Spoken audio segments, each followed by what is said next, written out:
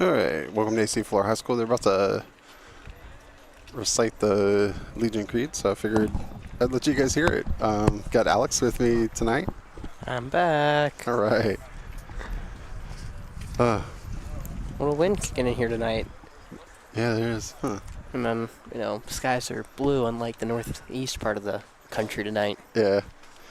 All right, well, I'm happy to be able to just hang out again tonight.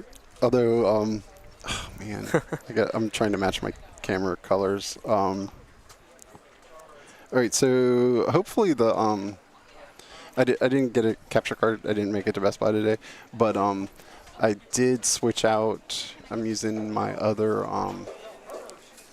This is gonna change something.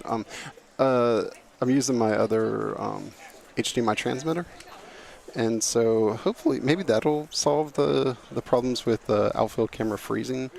I've been tracking it, and it looks okay so far. So hopefully we'll be good. I'm talking to people at home and to Alex, sure. Because it looks so good. Like, I don't know, the image just looks really Don't nice. jinx yourself. I know. Oh no, it didn't freeze. Everyone just froze in the camera. You scared me for a second over there. Come on. Right.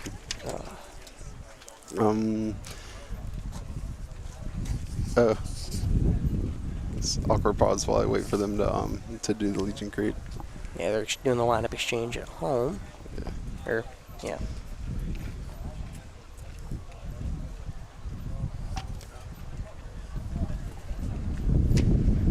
Oh yeah, that's a lot of wind. The wind's just picking up a little more.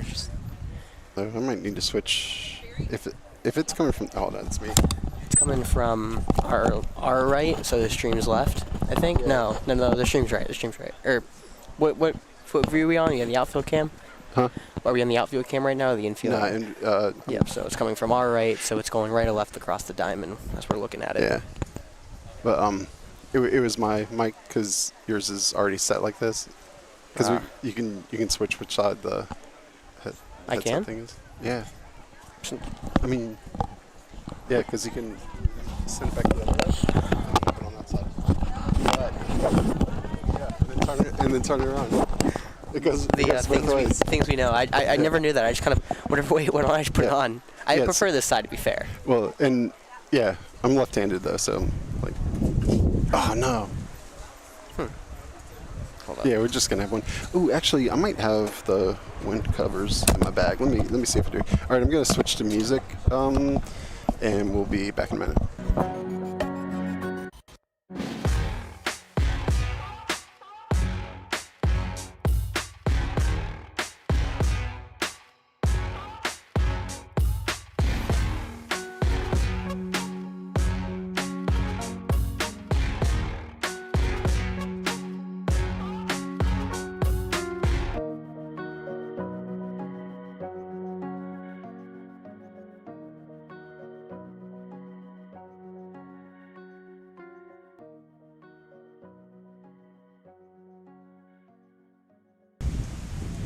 All right, we're back for maybe the Legion Creed. Uh-oh, it's a lot of wind. I will keep the rules, and I will keep faith with my teammates.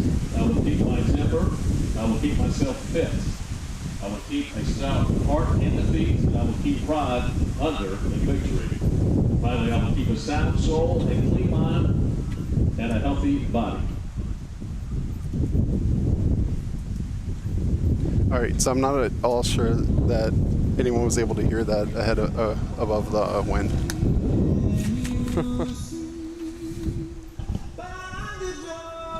All right, wait, we'll be right back.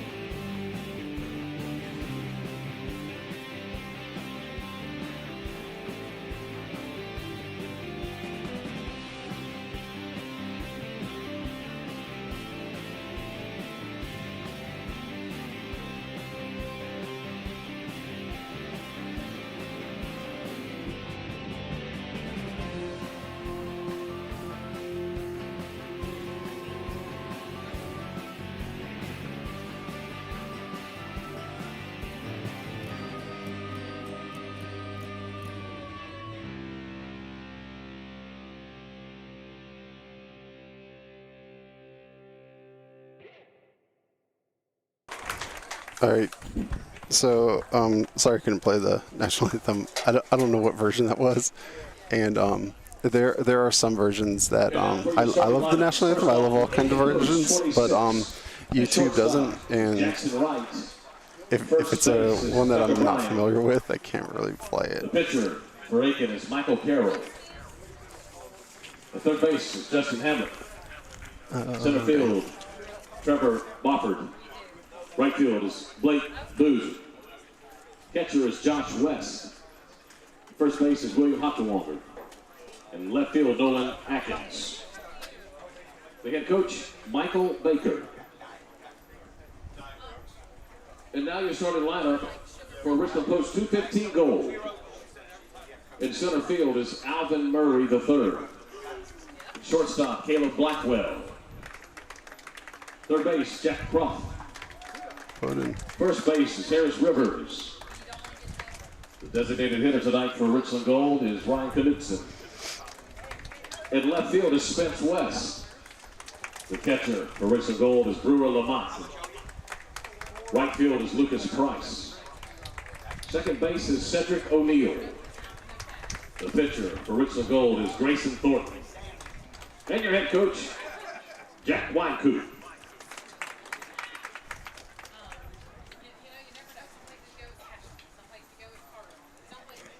Okay. I think we're set. Did you get all that? I've got the lineup cards already. Oh, okay. I've evolved in my brain capacity, and now I've taken pictures of lineup cards before they're announced. Nice. So, yeah. So luckily for myself, I've been able to kind of use that and catapult it to make it easier. So yeah, I do that about 10 to 15 minutes before we get going, and then now get this is the first time. Oh. Yeah. Oh. I just adjusted it. Okay. Can you hear me at all? I can now. Yeah. Okay. You can? Okay. I can barely hear myself. That's really weird. Oh, actually, that dial might be down. 'Cause I think you. Hello? Hold on. Hold up.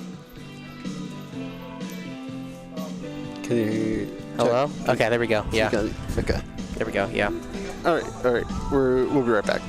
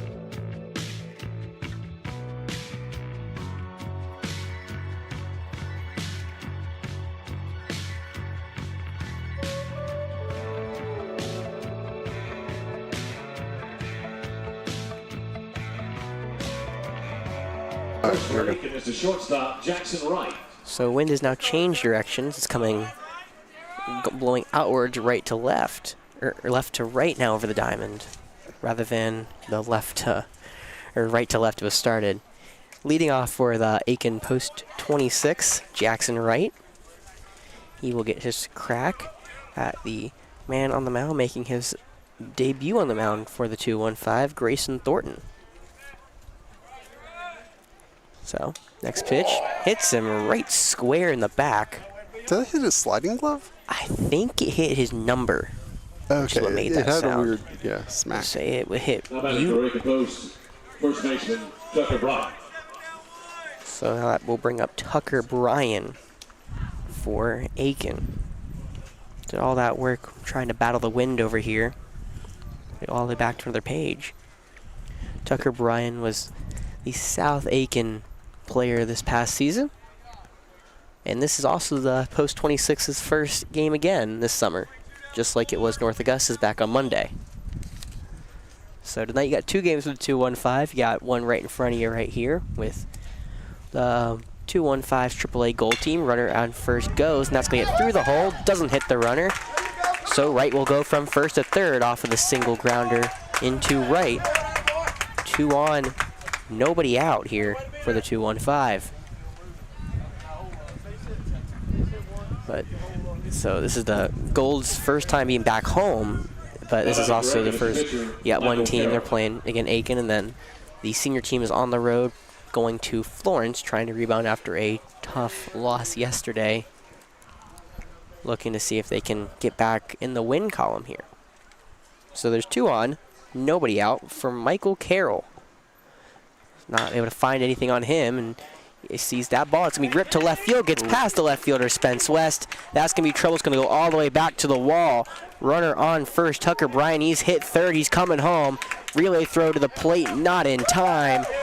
A 2 RBI triple for Michael Carroll, helping himself out on the mound before he even takes it.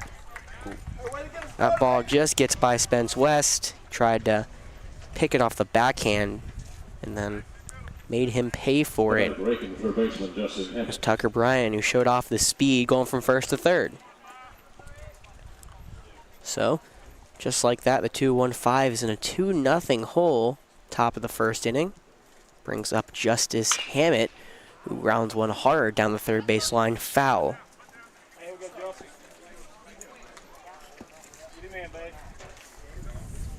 Hammett spent this past season on Strom Thurmond High School, hitting .319, and even had a homer for the varsity's team that went even 13-13 this past year.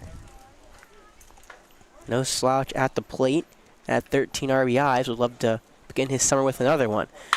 Pitch high, hit out to left. Going back is Spence West, looking up, and that ball is in the forestry.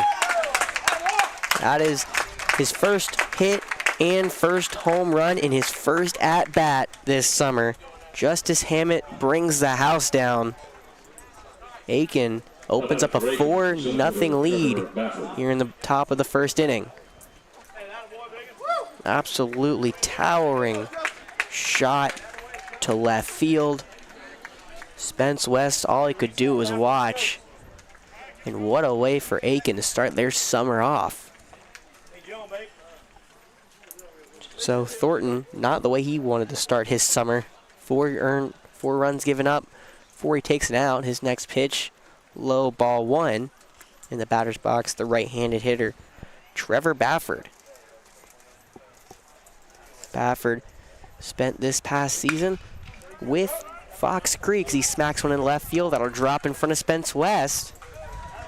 They're peppering Spence in left field. Another single. And Bafford adds on to the hit parade here for Aiken in the top of the first. Blake Boozer, now the right fielder for Aiken, will get his first licks. Been 5 hits. Now he squares to bunt that ball down the third base line and gonna go foul at third base is Jack Croft. So bunt attempt did not work. Bafford's not gonna hear the good news. Gonna have to come all the way back to first after that bunt went foul. So Boozer, I think, is a South Aiken student. I'm not exactly sure. Couldn't really find him on most places. I know his brother, if it is his brother, played for the varsity team. Pulls back a bunt attempt, swing, strike 2. And Thornton finally really ahead of a count 0-2 here tonight. Looking for a big first out here. Now runner goes out first, 0-2 pitch, swinging, strike 3. strikeout, but a stolen base from Baffert. There was no throw down. First out of the inning via the strikeout. That'll bring up the 7-hole hitter, Josh West. Now batting for Aiken is the catcher, Josh West. West, the catcher for Aiken 26. Looking to open up a 5-run lead. Top of the first. First pitch on the way. Breaking ball. Swinging strike. West looked to be ahead of that one. So it's a 0-1 count as the sun starts setting here in Forest Acres. Next pitch. Outside fastball. Lamont behind the plate for the 2-1-5. Able to backhand that in the other batter's box. Keeping Trevor Baffert over at second.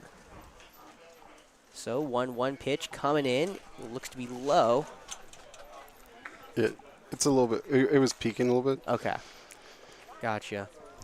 So now low and inside. 2-1 here with 1 out. Yeah, it was really loud in my headset. I really couldn't tell if that was on the stream at all. So runner breaks for third. Pitch, curveball in the dirt. Swinging. And he steals third without a throw.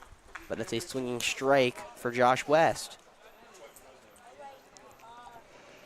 Count goes to 2-2 for West. And now Baffert, another run. 90 feet away at third. Thornton trying to work around him. 2-2 pitch coming home. High ball 3. Full count here against the catcher. Behind him on deck, the first baseman, William Halting Wanger. I think it's Wanger. I think. Full count pitch coming in. Swinging strike 3. Thornton has back-to-back strikeouts. And now they're 2 down. So, first baseman for South Aiken drew up. William Haltwager. I think Haltwager attended Aiken this past season. Looking now, again, just do like the top of the order did and try to start their summer hot. However, Thornton, back-to-back strikeouts, trying to kind of put this first inning on ice after giving up 4 straight. Next pitch, going to be low. Lamont has to slide in front of that to keep it there, and it's 2-0 with 2 outs. Top of the first, Aiken opened up a 4-0 lead. Trying to add on. Next pitch, going to be away, ball 3. Lamont having, again, kind of backhand that in the other batter's box. Keep it alive, and now it's 3-0 against the Aiken post 26's first baseman. And on deck, the 9-hole hitter, Nolan Atkins. However, Thornton doesn't want to get to him yet. Strike right down Broadway. It's going to be 3-1 with 2 outs. Sun beaming down. Wind rolling in. 3-1 pitch high over Wanger's head. And a 5-pitch walk. So Nolan Atkins trying to turn the lineup over here. He's the 9th hitter to come up in the inning. He was a member of the Silver Bluff varsity team this past season, hitting 138, but got on base over 40% of the time. Runner on first goes to second. Lamont fakes the throw, keeping, looks to be Baffert at third. It's a stolen base again for Hattingwanger. 0-1 pitch coming in, breaking ball right over the heart of the plate, strike 2. So Nolan trying to keep the inning alive. He's down 0-2 against Thornton. Thornton trying to work around it. Next pitch, good pitch, but not good enough to chase. Nolan stays off the away fastball. 1-2 it goes. Getting a hearty lead off of second is Haltwanger. Now it's a 1-2 pitch, breaking ball, just a bit outside. I sort of felt that was more strike than ball. It was close. I don't have the angle from where I'm sitting. But nonetheless, the count is 2-2. Thornton going to come home quickly. Low fastball in the dirt. Full count now. Here with 2 outs. And the top of the order, sitting on deck, and Jackson Wright. Would be a really rough start here for Thornton to load the bases. After having 2 down at third, pitch on the way, low and away, ball 4. And he does load the bases. That's his second walk of the inning. So, top of the order turns over. Jackson Wright will come back up to the plate. Wright was hit by a pitch to start the night. Now he's looking for his first hit. Trying to do something off of Thornton. Breaking ball, not good enough. Umpire tightening that strike zone all of a sudden. Now count goes to 1-0. Thornton comes home, pitch, foul, chopping down the third base line.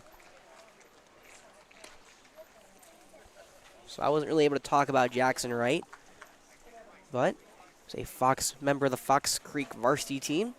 Had 11 RBIs this past season, but was very much prone to the strikeout. Next pitch on the way from Thornton, outside and away. 2-1 the count goes. Thornton getting a little discouraged here after walking a batter, and now he's lost the zone here a little bit. 2-1 pitch on the way, curveball behind Wright. Now the platter's going to break for home. Trying to cover home is Thornton, not in time. Bafford comes home standing with the 5th run of the inning for Aiken post 26. It's a wild pitch from Thornton. It went behind the back of Wright, and Lamont wasn't able to get a glove on it. Now the count moves to 3-1 with the wild pitcher's a base open for Wright. However, you don't really want to put him there. 3-1 coming home. Outside, ball 4. Thornton's struggles continues. Gives up his 3rd walk of the inning. And now here comes time, and this may be a pitching change. Thornton's faced 11 batters. The only 2 outs he has are strikeouts. Looks like we'll be right back. We'll see if there's a pitching change.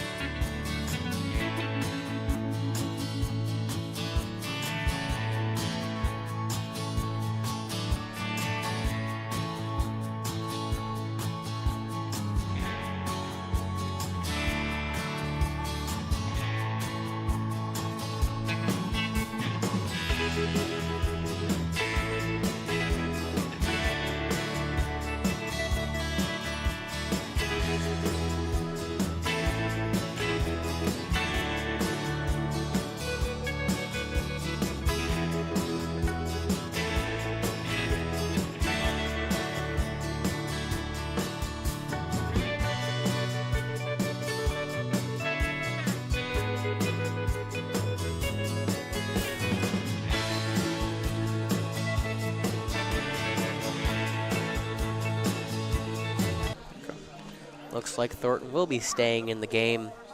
Trying now to deal to Tucker Bryan, who's the 11th batter of the inning. He's come around twice in the game. The umpire calls that outside curveball a strike. 0-1 here against Bryan. Tucker singled to left earlier this inning. Came home to score off the triple from Michael Carroll. Trying to get an RBI of his own here. Fastball was low and away. Now that fastball, 1-1 fastball right down Broadway, strike 2.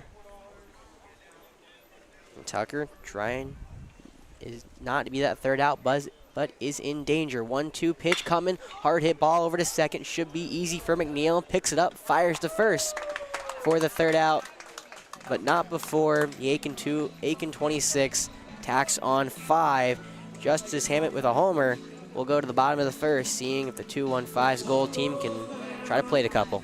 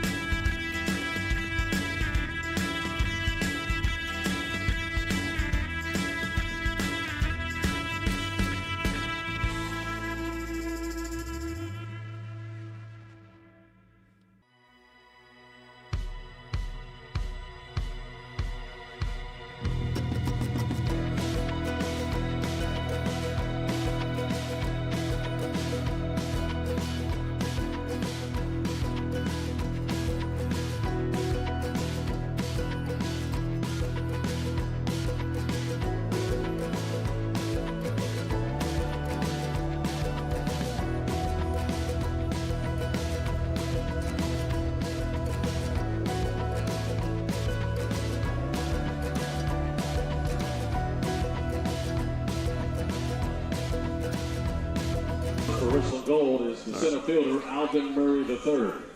So the 2-1-5 in an early 5-0 hole here. Looking for some runs. And that will bring up the leadoff hitter, Alvin Murray III. The 2-1-5's center fielder. He'll be doing battle against the right-handed Michael Carroll. And just like Aiken started their night off, Alvin Murray wastes no time, single right back up the middle. Leadoff base runner on for the 2-1-5's gold squad. So wind coming in gusts here.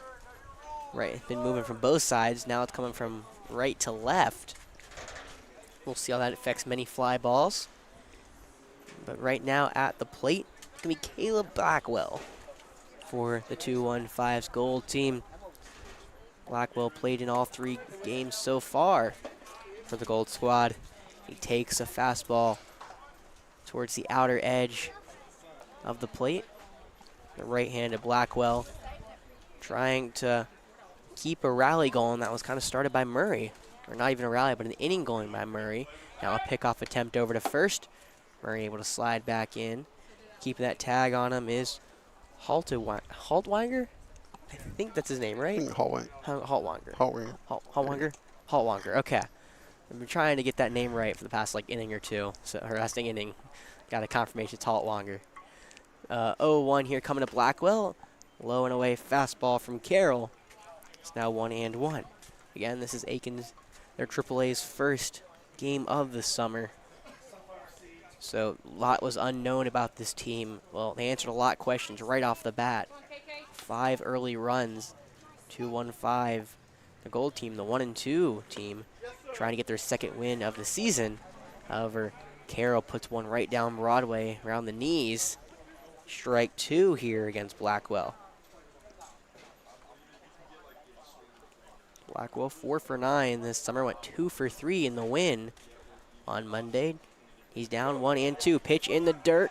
Keeping that in front of him is Josh Wesh behind the dish. Murray almost took off, danced around quarter away to second before coming back to the bag at first. Count goes to 2-1.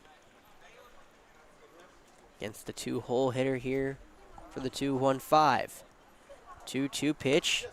That's just outside. Ball 3, full count here against Blackwell. Blackwell, the Blythewood native, didn't get much playing time with how good Blythewood was. But would love to make an impact. 3-2 runner goes, swinging strike 3. And it looks like Blackwell going to get in the way unintentionally of Josh West. West underneath the throw. That's a stolen base for Alvin Murray. So 1 down now in the bottom of the first. Swinging strikeout against Caleb Blackwell. We'll bring up Jack Croft here. I'm sorry, who? Jack Croft. I'm sorry? Oh, Puddin. There you go. Excuse me. Thank you. Appreciate it. Sorry. If I just say Jack Croft, will you get mad at me the whole summer? No, you can say Jack Croft. That's fine. I have to say Puddin. I'm gonna refer to him as Puddin. Ball is first pitch gonna skip away from Josh West behind the dish. Alvin Murray moves up, so runner now 90 feet away over at third. Puddin had a big game last game, right? Puddin did have a great game on Monday, going 4 for 4 with 3 RBIs in the gold team's first win of the summer. They took down Midland Valley post 153 at their home diamond. And now again, they're back home for the first time since game 1. It's not been the homecoming they really wanted. They trail early. Carroll, fastball high. 2-0 here with 1 down. Top of the first. That was Puddin's on last Monday. That was his season debut as well. That was his first time getting in the game, and rightfully so, hitting third tonight. That pitch in the dirt does not go away from West. He's able to keep it in front of him, and they're going to say it's a balk. So that's going to allow Alvin Murray to come home with the first run of the game for the 2-1-5. That's an error. Looks to be on Carroll. Oh, no, it's 2-0. So 2-0, yeah, I'm assuming it had to be a balk that was called. So base So it pass. was a block before the throw? I would assume so, yes. Okay, because otherwise it'd be a ball, right? Well, yeah. Well, yeah, I think the block was sure on the set, like to come together. Carroll misses outside. It's 3-0, but yeah, I'm assuming it was on the kind of come over or the gather. So Yeah. So yeah, no one on the base pass, but 2-1-5 do tack on here in the first. It's now 5-1, and Puddin's ahead 3-0. Pitch low and away goes to the backstop. Ball 4-pitch walk for Puddin. And there's another runner here on for the 2-1-5. And next up, a familiar face for Falcon fans. Harris Rivers steps into the dish. We didn't see Rivers back in the inter-squad game we had last week, but since then he's been pretty active on the team, going 2 for 6 so far this season. And now there's a mound visit for Carroll. We'll be right back.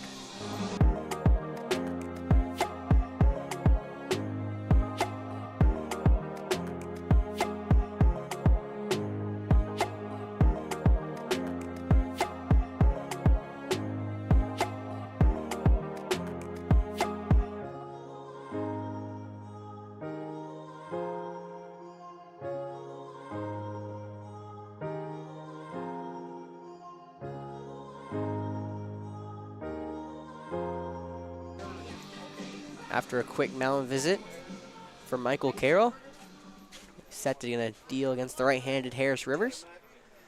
So I'm assuming the coach for Aiken Post 26 saw something, considering Carroll didn't really get close to the strike zone against Puddin his last at-bat. See if his advice paid off. First pitch to Harris Rivers, low in the other batter's box. 1-0. Rivers has a tall strike zone, standing way over 6 feet tall. Trying use that height to his advantage, but Carroll can now kind of expand the zone here. Next pitch, fastball away. Now it's 2-0. Harris, again, was part of the AC Flora's playoff team this past season. Had a monumental hit that almost turned the tide in their last game, but he was left stranded on second in their loss. That 2-0 pitch was just high up around the letters for Rivers, and now it's 3-0 against the 2-1-5's first baseman. Carroll comes set here, not worrying about the runner. He's going to go home again, Rivers, and that's right down Broadway. Outer third. Strike one. Carroll, for the first time in the last 8 pitches, has found the zone. It's now 3-1 here. The count against Rivers. Coming home, Carroll, hard hit ball in the left field. Nolan Atkins going to go over, but that's going to drop for a base hit. No advancement from Puddin off second. And Harris Rivers now with a hit. That brings up Ryan Knudsen, the designated hitter tonight. Also, Aiken racked up 4 hits in the top of the first. And just like that, the 2-1-5 now has 2. However, the big thing for them, can they convert these hits to make them matter? Rylan Knudsen is going to try to do just that here with 2 on and 1 out. Knudsen, the Cardinal Newman product. Played in all 3 games this summer as well. He will work against Carroll. First pitch on the way, low in the dirt. Great stop there from West. Behind the dish. West has looked athletic behind that dish, been able to kind of lunge at balls and keep them in front of them, limiting the amount of bases the 2-1-5's been able to take. And that was a great example right there, as that ball should have got to the backstop. But West doing a great job. Now 1-0 pitch. Outside. Ball 2. And Carroll, after a 38-pitch inning from Grayson Thornton, Carroll not doing himself any favors with all the missed strike calls. He's about to hit 19 with this next one. 2-0 on the way, swinging strike. It was low, but Knudsen tried to put one in the left field. Couldn't get bat on ball. Now it's 2-1. Sun just goes behind a cloud, but right as the wind howls in from the left side. Again, we've seen it from both sides tonight.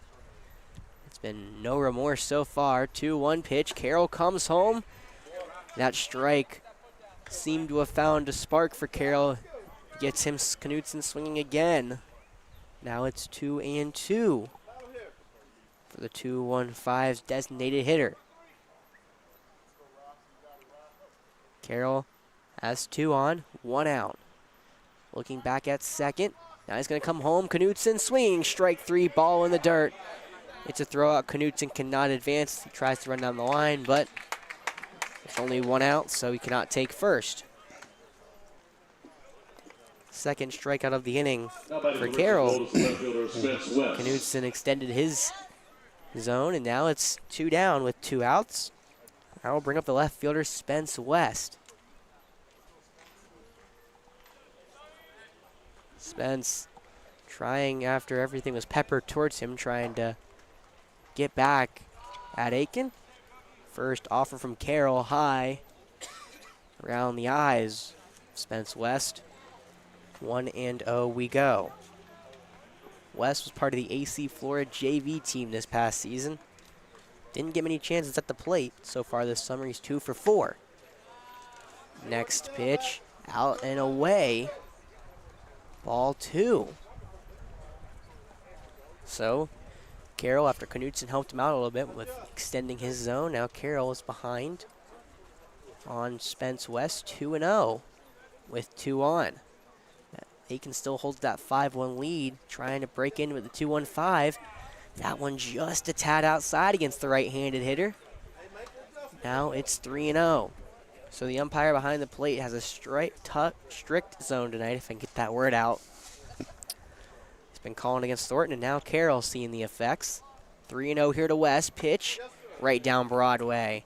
No offer from Spence West. Strike 1. West hasn't recorded an RBI this summer. Trying to change that right here with the runner in scoring position on second. 3-1 pitch, high, ball 4. Doesn't have the chance. So, bases are loaded. 2 outs. And now Brewer Lamont. Brewer Lamont, the catcher for the 2-1-5. It's now on him. Try to will the 2-1-5 into this game early. Lamont, right-handed batter against Carroll, the right-handed pitcher. See what happens, how Carroll goes after him. First pitch, fastball. It's going to be shot over to second. Picked up by Bryant, and that's the 3rd out. So Carroll loads the bases with 2 outs, but doesn't come to pass. Richland tacks on 1, so it's 5-1. We'll go to the second.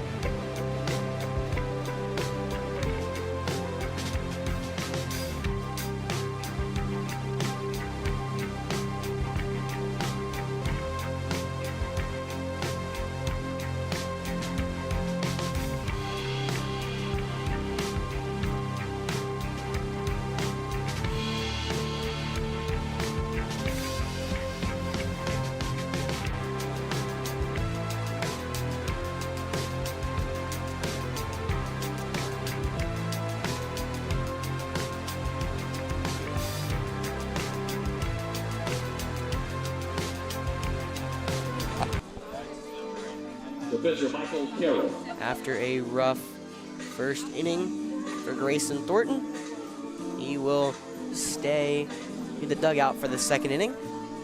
That'll be Monty Lafitte getting his first time of relief work. Lafitte has seen 2 1/3 innings so far this summer. You know, they're not close to turning, I guess, the music off for us. Yeah. Hold on.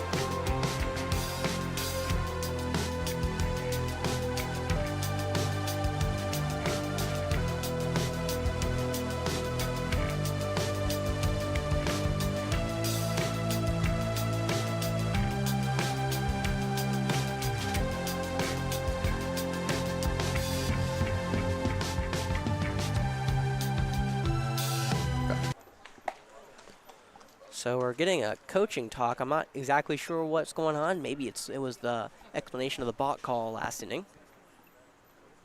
Oh, yeah, that could be it. That would make sense. That was the only really thing I could think of right now. But yeah, Lamonte Lafitte take the bump here for the 2-1-5 after Thornton didn't really have the start of the summer he wanted to. And now here, after a quick explanation, we're gonna see our coach get a quick explanation here from the umpiring crew. I guess probably a brief summary of what he just told the Aiken squad over there. Seems to be all right. So we'll head back. At the plate for Aiken, it's Michael Carroll. We need to mic up the umps. We do need to mic up the umps. That's your job. Yeah.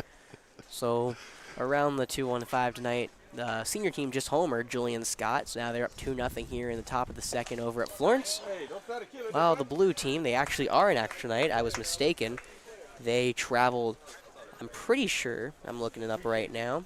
Just across the river. They traveled to West Columbia, where they have now opened up a 7-0 lead in the top of the second. So we'll see if the gold team can follow suit here. Second pitch after a swinging strike one, foul down the third base line. And Lafitte has come in. He's ahead of Carroll, 0-2. Carroll hit one to left field, and the ball got by Spence West, so it was a single with some help. Now 0-2 pitch, curveball, not called a strike. Umpire, we've said he has a tight zone tonight. Lafitte falls victim to it. Now it's 1-2. Working, comes home, swinging, fouled right into the backstop. Just got a piece. Looks like Carroll nicked that one. Away from Lamont. Yeah, so Boffman's playing against some of his grade collegiate teammates, probably. More likely than not. Seems to be doing all right over there, I guess. Yeah. 1-2 pitch, another foul ball into the backstop. For Carroll, he's staying alive here. Lafitte was ahead 0-2. He's now thrown 5 pitches in the at-bat against Carroll.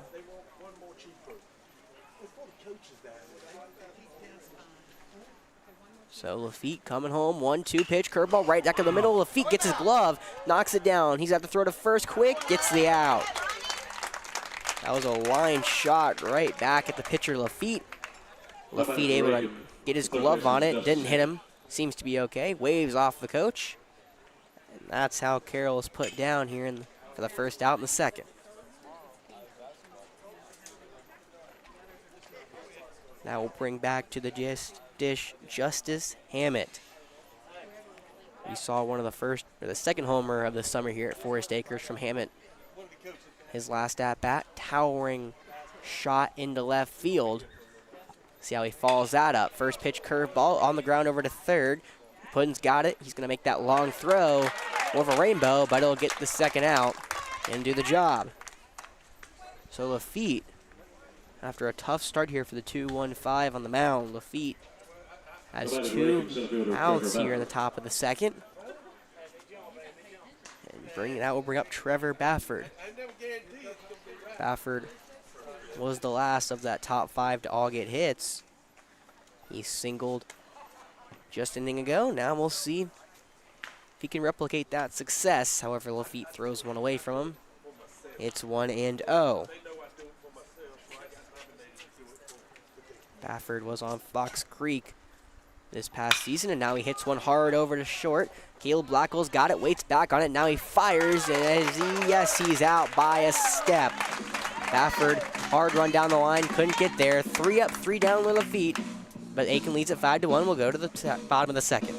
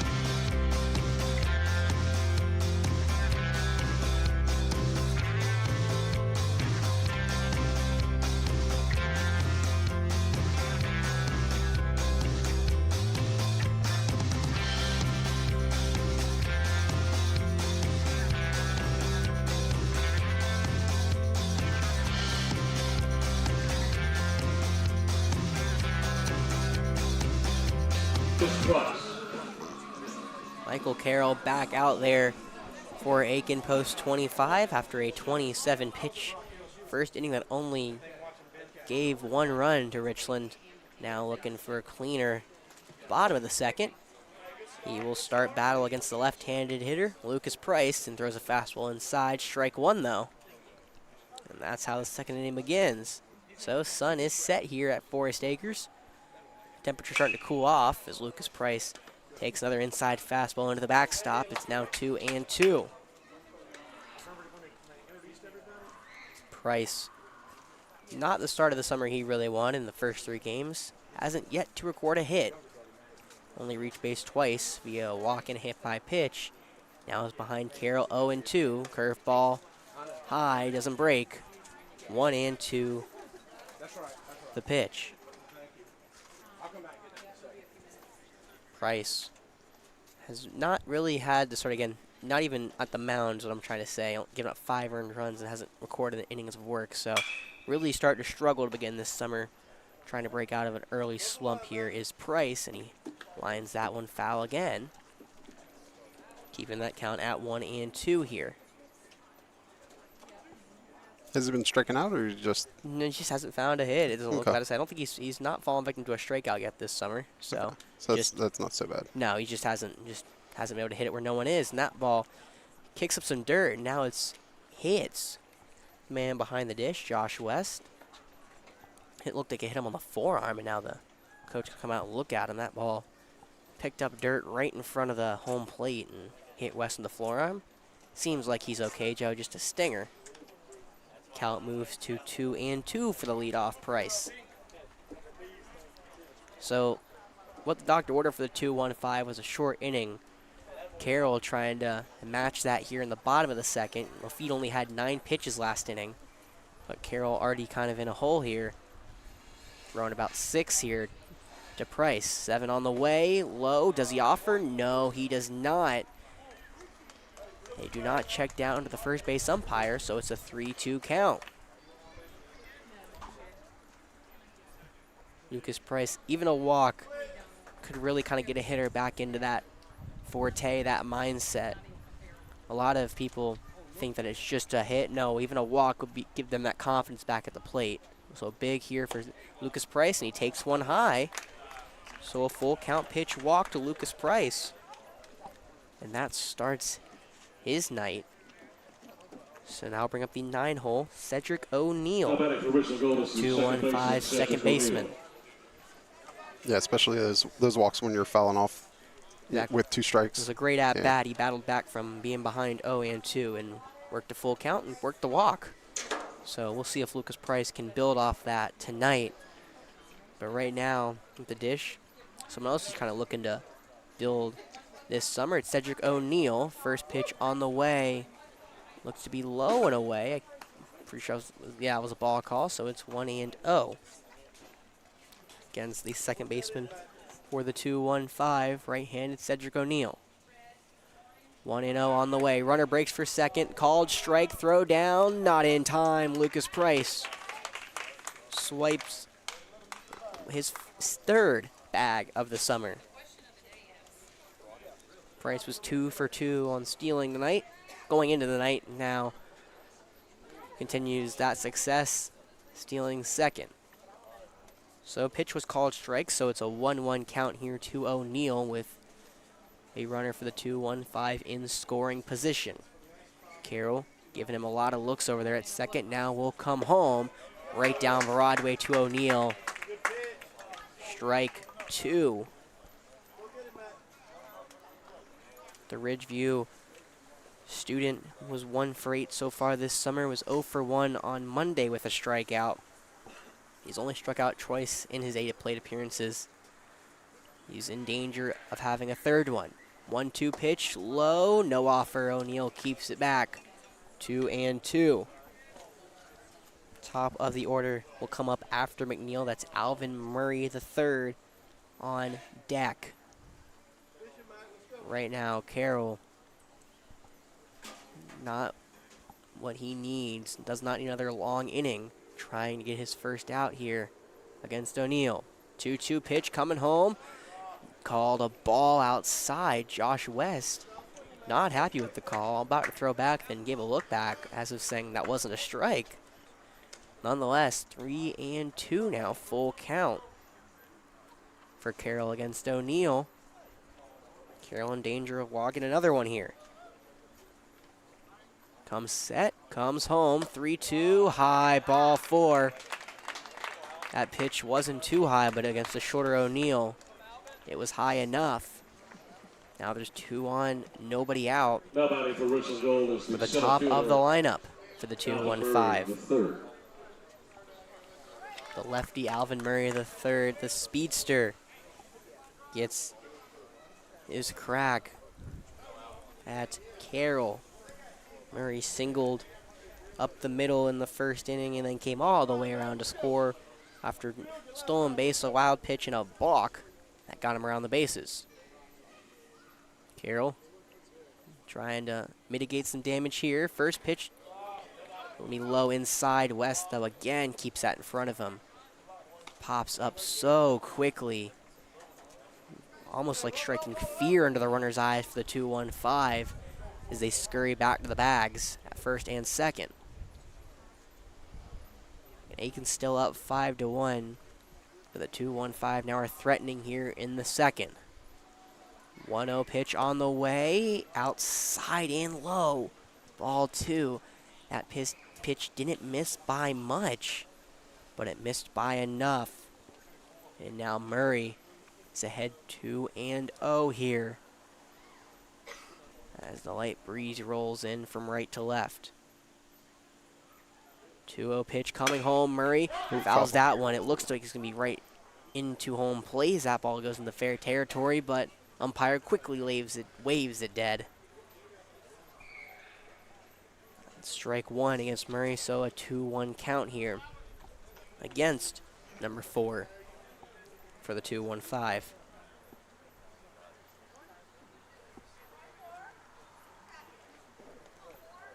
Carroll comes set again. After the slow windup, he comes home, and that ball around the letters. It's 3-1 against Alvin Murray III. We saw Thornton get pulled quickly. Carroll, after a short inning for the 2-1-5 in the top, he came back out quickly after a long inning for him. And he's already thrown 17 pitches this inning. 3-1 coming home to Murray. The pitch low inside. Murray stays off. And now Carroll has walked the bases loaded. And here comes a mound visit for Aiken. Now batting for Richland Gold is the shortstop, Caleb Blackwell. So 3 straight walks here from Carroll. That may spell the end of his night. We'll see if the post 26 makes a change. It looks like they might, as it looks like number 4. Or no, that's just there. He'll be coming out here to warm him up. So we'll be right back here. Mound visit for the Aiken post 26.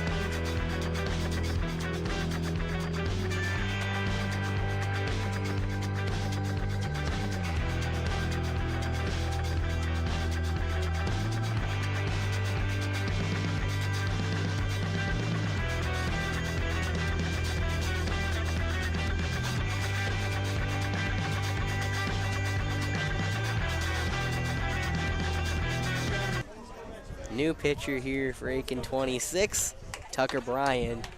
And Michael Carroll, they switch places. So Michael Carroll now goes to second. Tucker Bryan, the right-handed pitcher. He will get his crack here at the 2-1-5's lineup. Caleb Blackwell, first pitch in there, strike. Talked a lot in a short amount of time, but quickly it's 0-1 here for the new pitcher. Bryan played for the South Aiken JV team this past season, had 10 appearances in 36 1/3 innings with a 3.24 ERA. This man no stranger to the mound.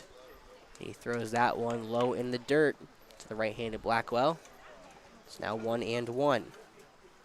And the Blackwells are twins. Yeah. Are they both in? No, Caleb Blackwell Just is kidding. yeah, Caleb Blackwell is the only player. Andrew has not made an appearance tonight. We'll probably see him later, considering how much we switch. Now ball hardly hit through the left side of the infield, base hit. That will plate one. O'Neal around third will stay there as that throw gets in quickly from left. Nolan Atkins, Caleb Blackwell, third RBI of the summer, driving in a run off of Tucker Bryan.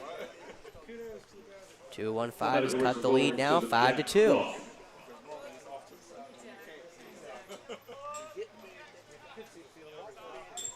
So bases still loaded here for Puddin. Now Puddin walked his last at bat. One of Michael Carroll's 5 walks he gave up tonight. He now will face Tucker Bryan, who has that sweeping curveball he utilizes for a strike on the outside corner against the right-handed Puddin. So Croft or Puddin, whatever you want to call him, the Hammond product. Very much dangerous at the plate, trying to really will the 2-1-5 back in this game early. He fouls one off, and he's behind 2-0. You don't have to call him Puddin. You can call him whatever you want. I just don't know who Jack is. Call him Croft. Well, I'll probably switch between the two. You know, Yeah, it depends. If you, Call him anything. It's fine. call him anything. Got it. No, Croft and/or Puddin hit 292 at Hammond this past season, but he's behind 0-2. Pitch softly hit over to short. Should be a play. Right will go to first with the ball and get the out. But a productive ground out for Jack Croft. That's an RBI, 6-3 put out. And now it's a 5-3 lead for Aiken. Back at the plate, Harris Rivers. Rivers has one of the 3 hits for the 2-1-5 tonight with a single to left field an inning ago where he was left stranded at second. For the 2-1-5, now trying to produce in the offense here. First pitch to Harris, low and away. To dismay the Aiken crowd. Tucker Bryan now seeing how tight this strike zone is. It's 1-0.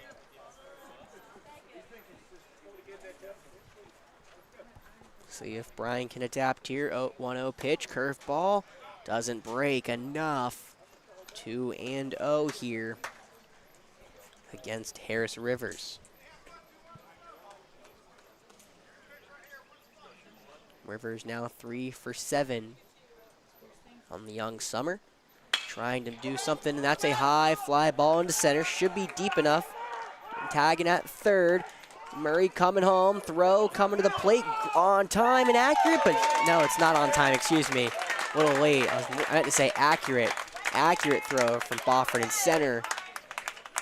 But Alvin Murray's speed showing.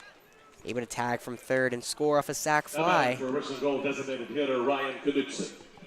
And now there are 2 away in the inning, but the 2-1-5 have cut the lead all the way down to 1. It's 5-4. And that will bring up Ryan Knudsen. Knudsen went down swinging against Michael Carroll last at bat. He takes that curveball, first pitch in there for a strike. Knudsen is the DH for the 2-1-5 tonight. He's been all over the field for them so far this summer, but getting the night off in the field here tonight. 0-1 pitch, fouled back into the backstop. And Bryan, after some trouble from Carroll, he's kind of been able to clear the bases, however, giving up 3 runs. Trying to keep that tying run at second off the board. Nothing into the count. Come home the pitch. Knudsen, short fly ball into shallow right. Going back is Carroll at second. He'll make the catch for out 3. And that is how the inning ends. But the 2-1-5, after walking the bases loaded, they get them all home. It's a 5-4 game. We'll go to the third.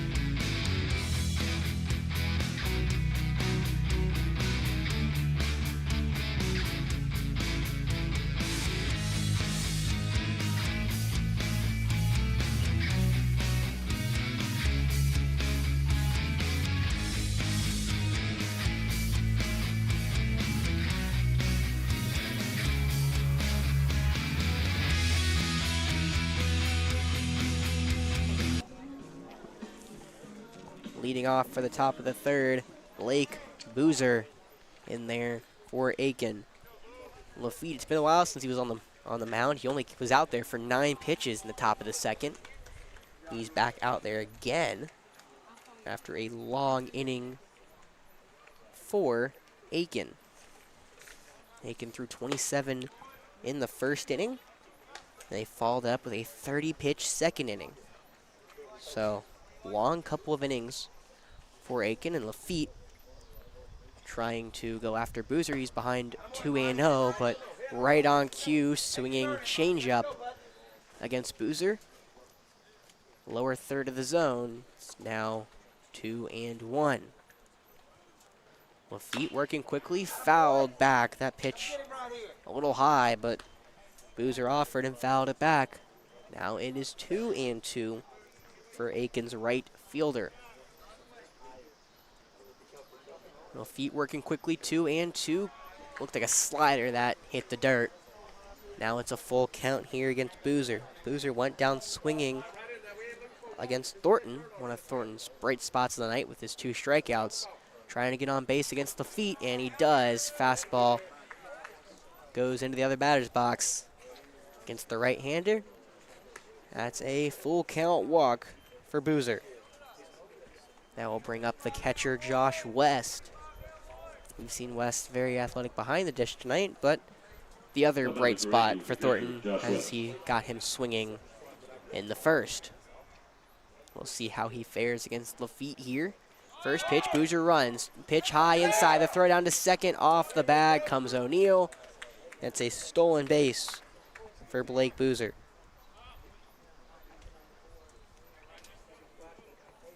So just the wrong combination there for the 2-1-5. High inside ball and a stolen base as Boozer gets a very big lead off a second. Pitch comes home, curveball outside. 2-0. We've now heard multiple times both fans have told the umpire that this zone, that's a good pitch, or that's a strike. Umpire with a tight zone. Lafitte victim toward there. 2-0 it goes. Pitch right down Broadway into left field, going over and back is Spence West. He's running out of room, and that ball's going to hit just short of the wall in left field. Coming around third's Boozer. He should score without a throw. And Josh West, long double into left field, extends Aiken's lead back up to 2. Yeah, the ball was right behind the pole. Is he the one that hit the home run? No, that was the 4-hitter, Justice Hammett. Okay. I thought that could have been a home run just there. But just similar looking swing. Probably was about, I would say, 5-10 feet short of the wall. And now the head coach is trying to, looks like he's going to get a confirmation, and it looks like he didn't touch first at second. The runner, that was Josh West, he missed first, is what we're arguing, and now we threw it over, and they called him out. Now we're going to see the Aiken head coach come out for an explanation. So simply, looked like he missed the bag at first, didn't go back and touch it. The 2-1-5 base kind of threw it over there, stepped on the bag, and he was out. Yeah, we would not have that on camera. No. The camera was pointing into left center. No, so that is unfortunately out of our jurisdiction to what we can show you, but that is the only explanation I kind of have right now, and that's what we're going to get. So that was I guess, one down for the, single for Josh West is what they're going to call it, is now he's out, and Lafitte kind of gets blessed in disguise right there. They had one on second and nobody out. Now there's one down with no one on base for William Haldwanger. And Haldwanger there fouls one back. It's now 0-1. I'm saying that right? Haldwanger? Haldwanger. Yeah, Haldwanger. Yeah. Yep. Trying to make sure I get that name right. I am so with names, but, we're trying to get better. So Haldwanger, he walked and stole second back in the first, now trying to get his first hit on the summer. Lafitte, though, off speed, gets him swinging. It's 0-2 against Haldwanger.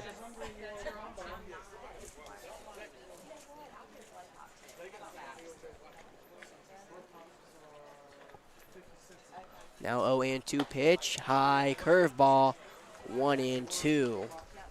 Good layoff from Haltwanger there. Now Lafitte trying to work it quick. 1-2 pitch, curveball. It's going to be hit right back up the middle, cut off. No, takes a hard bounce over by Blackwell at short, Caleb Blackwell. And that will be a hit to center field for William Haltwanger. Now batting for Aiken is the left fielder, Nolan Atkins. Nolan Atkins, he'll get his first cracks at the right-hander Lafitte here in the third inning.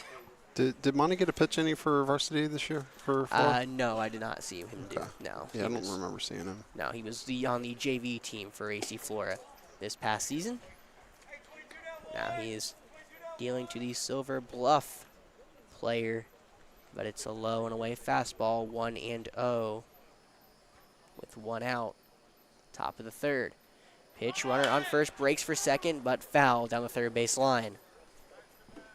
So Haltwanger has to go all the way back to first. He didn't get much of a lead there. It looked to be a hit and run tactic from Aiken. That ball was not hit into play. So it's 1-1. Lafitte dealing to Atkins. 1-1. He'll throw it back over to first. However, Haltwanger didn't really have a lead last time. Not one there this time either. Doesn't take much for him to kind of jump back to the bag. Wasn't really a dive or a get back. It's more of a jump back in. Now 1-1. Curveball inside. 2-1 here.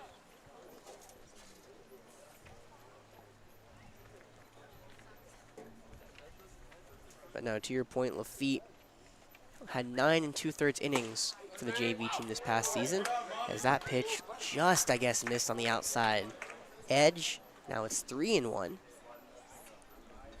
against Atkins.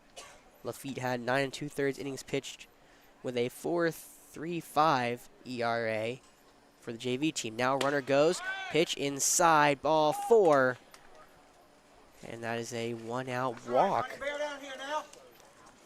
against Lafitte. Runners are on first and second here with 1 out. Jackson Wright. And that runner at first, Josh West called out at first, now looming large here for Aiken. They would have had the bases loaded with no outs. Instead, there's 2 on, 1 out for the top of the order in Jackson Wright. First pitch to him, lined into left field hard, base hit. Spence West fields it on a hop and gets it in quickly. No advancement past another bag for Aiken.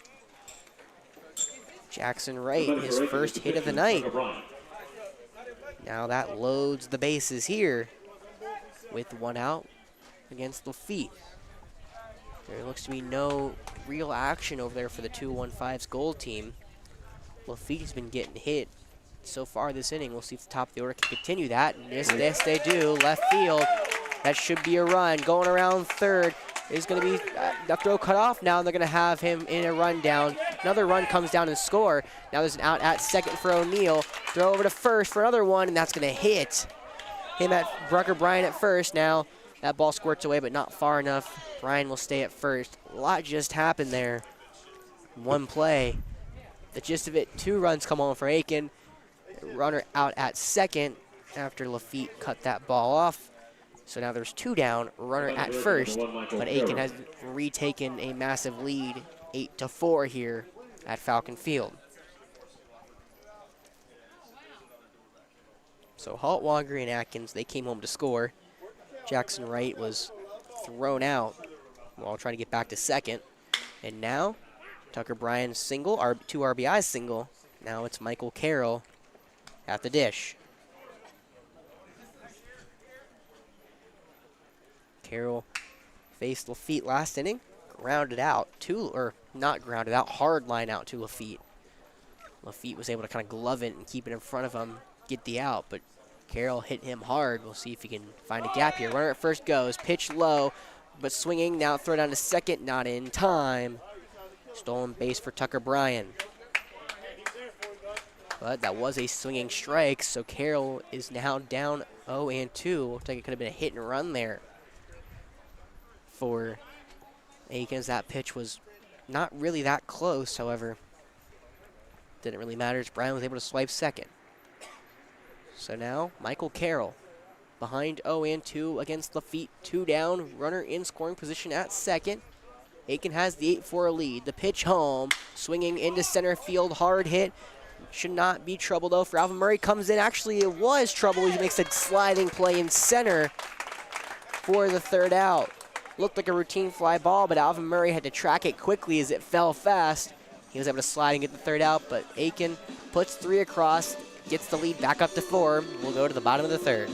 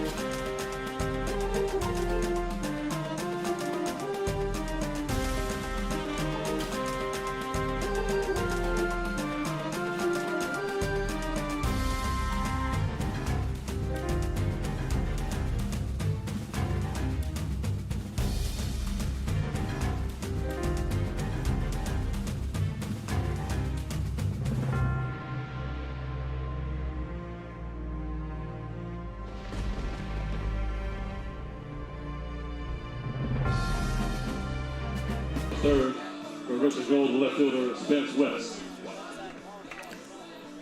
We're back here in the bottom of the third inning, excuse me. And then leading off will be Spence West against Tucker Bryan. He was kind of able to neutralize a threat last inning. Didn't keep it all off the board, but was able to keep the lead for Aiken, and they've extended it 8-4. So Bryan back out there, dealing to West. High outside curveball, 1-0. Around the 2-1-5, senior team is in a battle with Florence. They hold a 2-1 lead after 2. While a different story for the 2-1-5's blue team. They have just, I literally just checked it, they're up 11-0. Now they're up 13-0 against West Columbia in the top of the third. So that game may be ending early just across the river. Right here in Forest Acres, though, it's an 8-4 lead for Aiken. And Spence West, after a swinging strike, is behind 1-2. Next pitch, low. West not dead yet. Count goes to 2-2. West walked back in the first against Michael Carroll. Now he's getting his first cracks at Tucker Bryan. 2-2 pitch, curve ball just outside. Spence West works the full count here against Bryan. 3-2 pitch coming home, fouled it back. Staying alive, Spence West. On deck is Brewer Lamont. And then after him, this inning will be Lucas Price. That is the three that are due up here for the 2-1-5, but Spence West has the full count. 3-2, hard hit ball, left side, base hit into left field. Spence West gets on base again. Gets to first where he was left stranded in the first. That's a leadoff single here for the 2-1-5, who's trying to claw back again. Got within one in the last inning.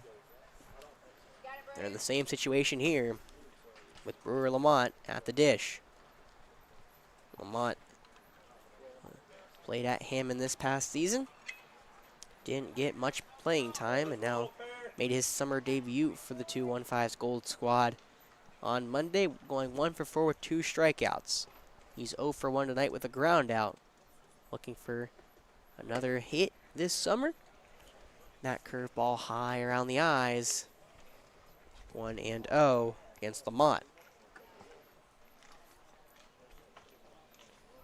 So sun has gone off the horizon here in Forest Acres. Lights come on, and Tucker Bryan throws a fastball low and inside. It's now 2-0 here in the bottom of the third with a runner on first. West, now that ball taken, jumped on, but way foul. Off-speed pitch from Lamont. Off-speed pitch to Lamont. Lamont jumped on it quick. However, that ball was sent into the forestry that surrounds Falcon Field. And now it's a 2-1 count. Throw back to first. Late dive back there from Spence West, but wasn't far enough off the bag to make it competitive. So it's 2-1 the count, and Spence West stays on first. West doesn't have a big lead. Now Bryan comes home, curveball inside. 3-1 here against Lamont. Tucker in danger for walking his first batter of the night. Justice Hammond looks to be one of the, he's come over multiple times to talk to the pitcher. Mostly it was Carroll and I comes over to talk to Bryan, trying to get his mind back in there. Pick off to first. No contest. And count still at 3-1. Spence West still at first. 3-1 the pitch, coming home. Inside, popped up behind the plate. And that ball's going to find the bleachers as Aiken comes and tries to pursue it to no avail.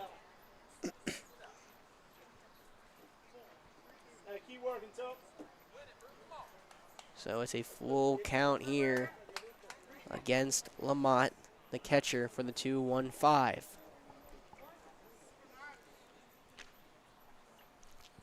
Bryan trying for his first punch out of the game as well now. Nowhere to put him, 3-2. First isn't open, excuse me. Swinging strike 3. And Bryan gets him swinging. One down here in the third. Now batting for Richland goal is the right fielder, Lucas Price. So back to the dish, it's Lucas Price. The lefty drew a walk back an inning ago. We'll see if that got his mind right. You know, we talked about a little bit. See if that got him out of the slump. That first pitch in the dirt and gets away from Josh West, the first one that's gotten away from him. That allows Spence West to take second.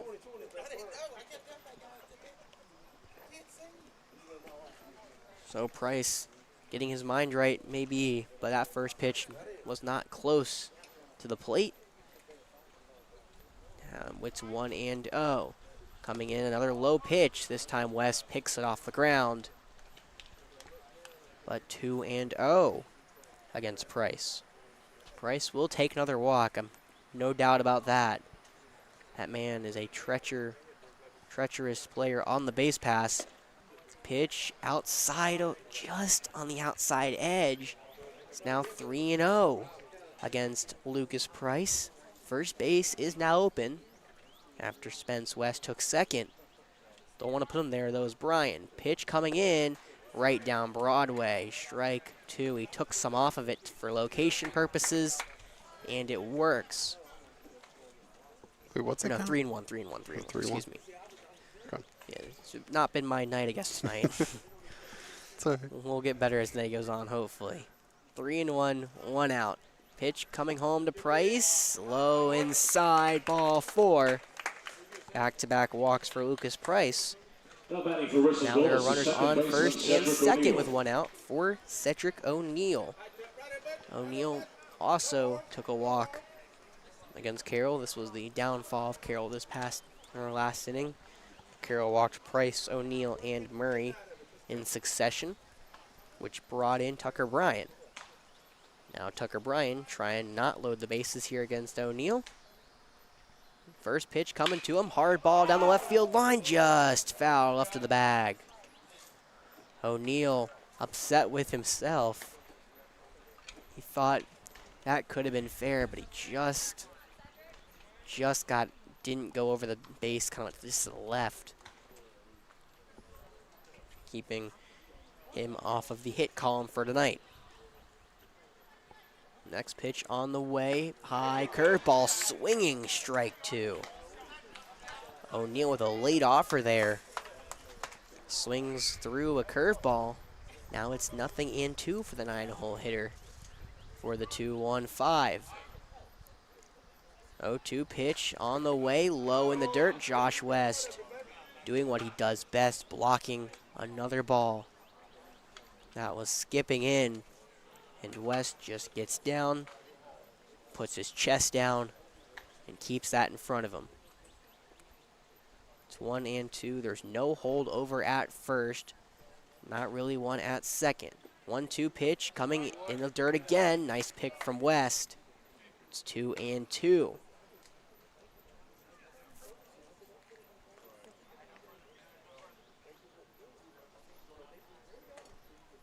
O'Neill trying for his second hit of the summer. Big RBI spot here, 2-2 the pitch. That one was low, I guess. Maybe a little outside. Didn't miss by much. Now it's a full count with 1 out against O'Neill. The rising sophomore. Worked a full count, 3-2 pitch, low, ball 4. Tucker Bryan loaded the bases in the bottom of the third. And on cue, Justice Hammett from third coming over to talk to Tucker Bryan.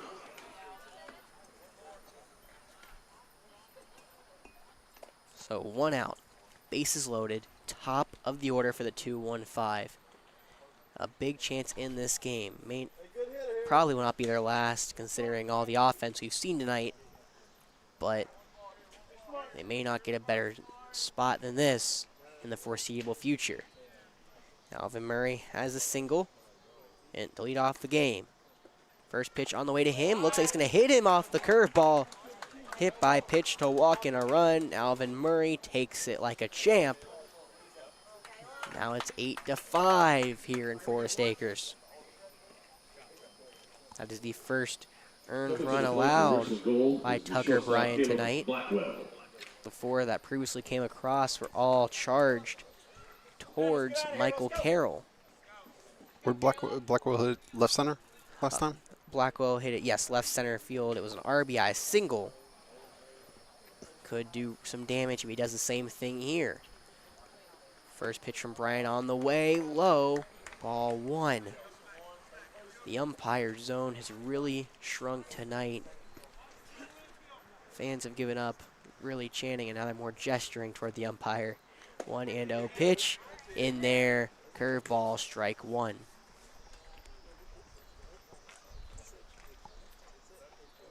Blackwell, 1 for 2. He reached on his single, as we said, but he struck out in the first. Now that next pitch in the dirt, Josh West keeps it in front of him again. Mr. Blackwell's working concessions right behind me. Yeah, and his twin brother is, I'm assuming, in the dugout right now, Andrew Blackwell. So, whole Blackwell family in attendance here tonight. 2-1, outside fastball. It's now 3-1 against Caleb Blackwell. Bryan in danger of walking in another run. Next pitch on the way, curveball inside. Blackwell even stood there for a second, but that will walk in a run. And now Now batting for Another Richland is the quick third baseman, time Jack for the Croft. Aiken post 26. We'll see if this is all for Tucker Bryan after he's walked or allowed a hit by pitch in the last 4 batters. We'll take a quick break here at Forest Acres.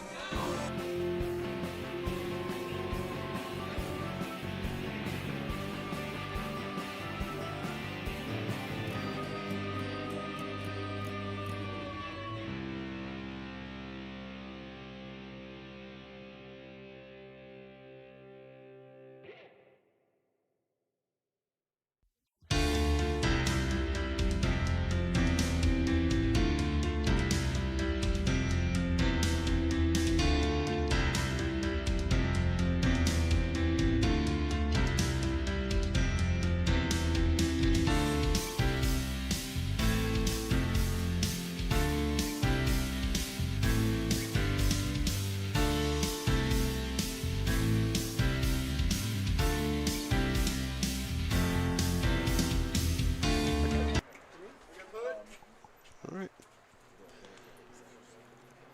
So Jack Croft in there against staying in Tucker Bryan. Bryan misses with the curveball, low and away. 20-0 here against Jack Croft, the third baseman, a.k.a. Puddin'. Next pitch from Bryan on the way. Outside fastball, 2-0 we go. Bases are loaded. One down here in the bottom of the third. It's been a high-scoring affair. Aiken has an 8-6 lead. It's in danger of, though, going towards Richland. As that fastball hits the dirt, it's now 3-0. I believe I'd take a pitch here. I believe I'd take a pitch here. Yeah, I would too. Umpires Much called a better. short zone. Just what Jack Croft does in that ball. I don't know really where it missed, to be honest. I guess a little high. Yeah, I mean, the problem is that if that's not a strike, then some of the other pitches probably should be. Now batting for Richland Yeah. I don't know where the strike zone is. Yeah, but I have not. The umpires kind of lost me on the strike zone here tonight. And that walk, I don't even know if I blame Tucker Bryan. Maybe the end of his night. Well, we take another break here for us, Yeah, so before I go, all this musical interlude reminded me that there is a fundraiser for the Bend Don't Break Foundation a week from Friday. You see the ad on the screen. So it's June 16th, Friday, June 16th. It's at the Loose Cockaboose from 7 to 11. There's going to be bands and should be a lot of fun. I was at the one last year. I should be there this year. But it's $40 per person, $20 if you are a student, and you can Venmo at Bend Don't Break Foundation. Venmo to them, and just indicate that you're sending them $40 or $80 or $20 for a ticket to the fundraiser, and hope to see you there.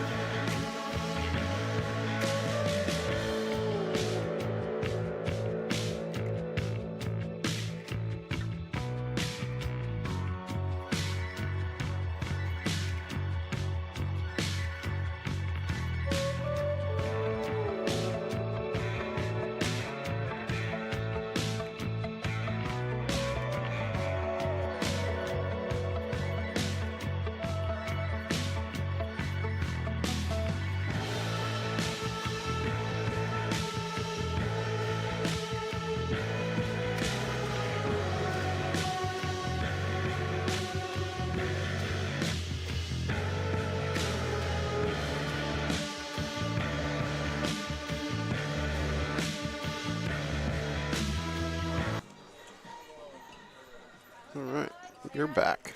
We are back, and a new pitcher is on the mound for post 26. That's A.J. Fontanez Jr. Played for Silver Bluff this past season, but now is in the game here for post 26, inheriting a bases-loaded jam left by Tucker Bryan. Fontanez, next pitch to Harris Rivers. Hot shot through the legs over at Hammond at third. That's a base hit. Around second is Blackwell. He's going to stop, though, after a hard turn. Excuse me, he's around third, but he's going to stop there. He was on second. And a RBI single. Maybe probably an error for Harris Rivers. But that will tie the game 8-8 here. And we're only in the third inning. Long night to go here at Forest Acres. So next at the plate, Knudsen over to short, could be two. Going to second, that ball's gonna sail into right field. That's gonna be trouble. Coming in from second, that's put in. That ball's gonna go right back into second base. Looks like Knudsen, they slide around it. That ball was dropped at second. Knudsen slides in there with it at second after the error on the shortstop Jackson Wright. It would have been a fielder's choice out. Would have been really hard to turn two. But that's 2 runs for the 2-1-5. Now they, for the first time tonight, have a lead. What an inning. That was an error from the shortstop, Jackson Wright. Caleb Blackwell and Jack Croft both came home. Harris Rivers at third. Knudsen at second. Now the 10th batter of the inning, Spence West, will come back to the plate. Earlier this inning, he singled. Now Fontanez, hard ball the other way, right at first base. Haltwanger gets the out at first, coming home way late. West able to keep that one in the field of play. So a productive out from Spence West. Step on the back first unassisted, but Harris Rivers comes home with the 7th run of the inning for the 2-1-5. And Brewer Lamont steps into the batter's box. There's been a lot of baseball. It's only the bottom of the third. We have a long night ahead of us. And it's been a lot of first pitch swinging here against Fontanez. That ball no different from Lamont into center field. That will score Knudsen at third. And now it's a 12-8 lead for the 2-1-5. They've turned this game on its head. After the top of the third, it was a 4-run lead for Aiken. Now it's a 4-run lead for the 2-1-5. So bases are cleared, minus Lamont at first. Now bring back up Lucas Price, who's walked twice. Ball now taking a shot to right field. Coming in is Boozer. He's going to have room and make the play on the run for the third out. So the 2-1-5 strikes for 8 in the bottom of the third. They open up a 4-run lead. It's 12-8. We're going to go to only the top of the 4th inning right after this.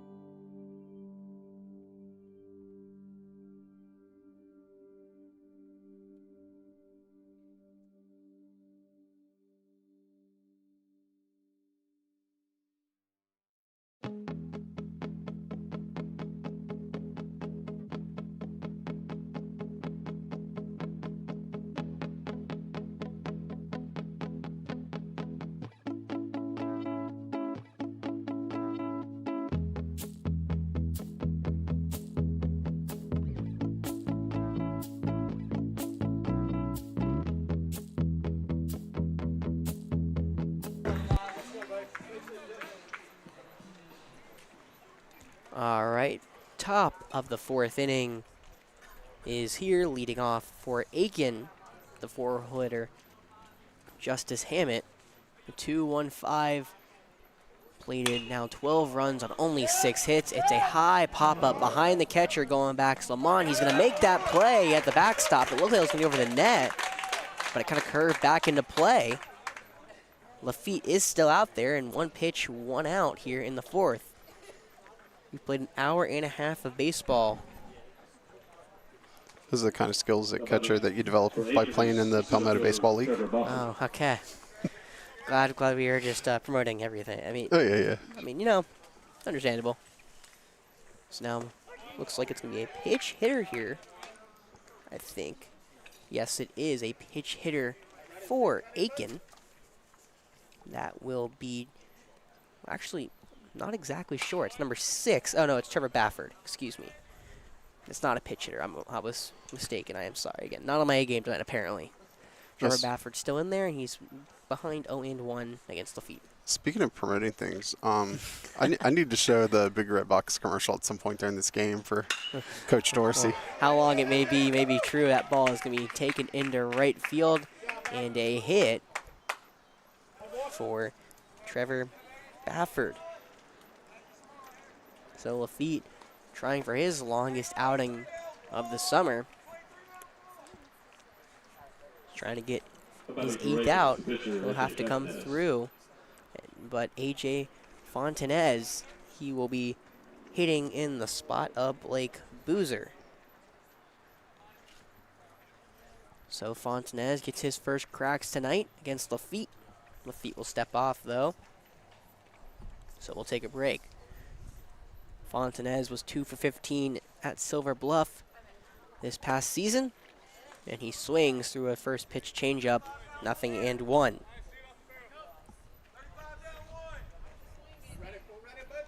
I was gonna say, so Coach Dorsey, he puts in a lot of time into Legion Ball, Runner goes at first. I'm sorry to take it out. Down to second. Is he out? Yes, he is. It looks like he came off the bag at second.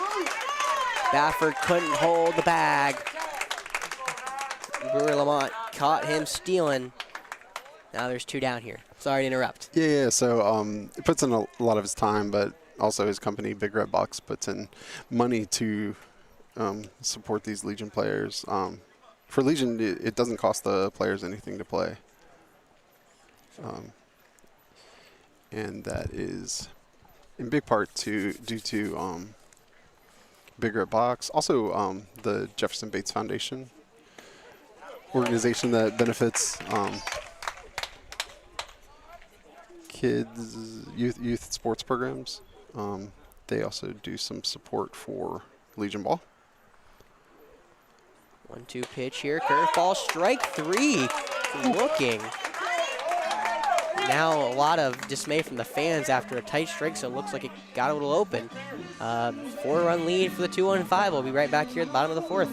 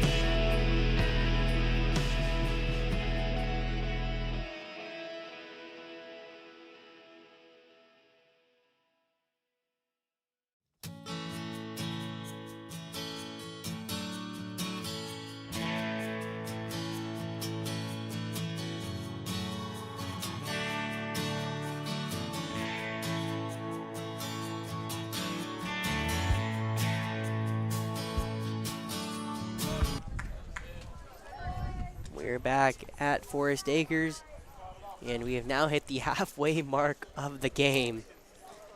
We've been for a doozy so far tonight. 12-8 is the score. Leading it off will be Cedric O'Neill for AJ Fontanez. Comes back out here, and he throws one in the dirt as Cedric O'Neill shows bunt. Nothing in one. Fontanez had 10 appearances for Silver Bluff this past season, pitched 25 1/3 innings. His problem, though, 12.55 ERA and 27 walks. When he found the strike zone, it wasn't without cost, and when he couldn't, he could not. Next pitch on the way. That's a strike. Curveball finds the zone. Umpire behind the plate seems to have opened it up a little bit for both sides. So 1-1 the count here against O'Neill. Fontanez working quickly. That ball's going to be lined over to the left side of the infield. Shortstop takes it in the hole. Long throw to first. Is he safe? Yes, he is. O'Neill beat it out. Close play at first. Jackson Wright had a ball in the hole. Had to get that throw out quickly. He did, but O'Neill just beat it out for an infield single. So Alvin Murray III back up for the third time in 4 innings. He's had a single, been hit by a pitch, and walked so far tonight. Reached base all 3 times and has scored all 3 times. Fontanez doesn't want to offer him that first pitch, high and away, 1-0 here. O'Neill getting a hefty lead over off first. Fontanez will come home, though, inside and hit Murray on the leg. Not the best spot to get hit. Murray takes it like a champ, though, and takes first. Now there are 2 aboard and no out. And this is a new hitter for the 2-1-5. That's number 10, Matt Andrews. Andrews played for Cardinal Newman this past season. So far this summer, he's 0 for 6. First pitch looks to be low, ball 1 against Andrews. He also played for 5 Points Rotary. Another teammate of Owen Timmerman and Grayson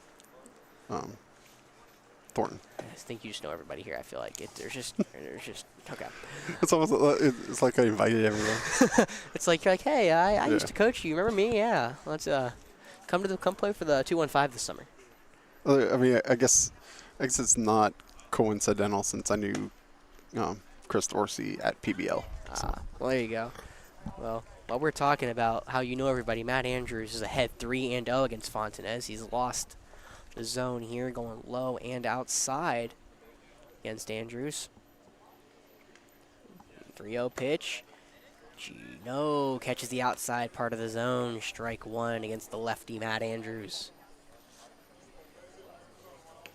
Andrews has not drawn a walk so far this summer, but he has his first one lined up. 3-1 pitch. High and away, ball 4. That will load the bases here in the bottom of the 4th. We've seen Aiken walk in some runs. Saw him walk in 2 last inning. Now they're in danger of doing that again. And Jack Croft, a.k.a. Puddin, stands in the way of the 2-1-5 and extending their lead. First pitch to him. Fastball, strike, outer third of the zone, around the waist. Croft has reached base twice, scored once, had a single, a sac fly, and a single. That ball, though, skied over to the right side of the infield. He's going to come in as Haltwanger, and he's going to stumble over and make the catch. Haltwanger did a little dance over at first before he made that catch. Nonetheless, 1 down here in the 4th. Now we'll bring back up Harris Rivers, who's reached twice, scored once, and has an RBI so far this evening. The 2-1-5 had productive play at the plate. Trying to extend the lead here with the bases loaded is Harris Rivers. First pitch from Fontanez on the way. Another sky pop-up, this one over to the second baseman. Infield fly. Carroll, they're going to call the infield fly rule, so the drop doesn't matter. Yep, they call it the infield fly rule. And that is the second out. Carroll not sure how it went through his glove. Nonetheless, There are 2 down here with the bases loaded, and the 2-1-5 could be squandering an opportunity to extend their lead. A.J. Fontanez Jr. now has 2 down. And standing in his way of getting out of this inning is Rylan Knudsen. Fontanez working quickly. First pitch, swinging strike. Knudsen swings under a fastball. Knudsen hasn't recorded a hit tonight. He only reached in the 3rd off of a fielder's choice. Trying to spark something here. That ball's going to go away from West. Going to the backstop. Coming home, O'Neal. He scores. Standing. Both runners, Matt Andrews and Alvin Murray, take the next bag. So now 2 runners in scoring position, 2 outs. But a run comes home off a wild pitch.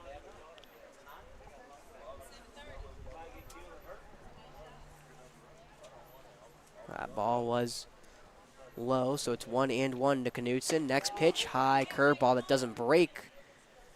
Was around the head of Knudsen. 2-1 the count with 2 down. So Fontanez, he's one batter from really kind of getting out of a jam. That wild pitch kind of squandered that, but he still has a chance to really get out of this mostly unscathed. That curveball just inside. Now it's 3-1 to the Knudsen with Spence West on deck.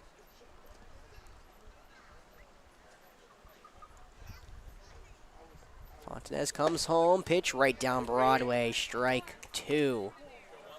No offer from Knudsen, didn't even move the bat. That allows the count to run full here. So 3-2, first base is open for Knudsen. Pitch on the way, swinging foul down the 3rd base line, right towards the Aiken dugout. Coach with a strike.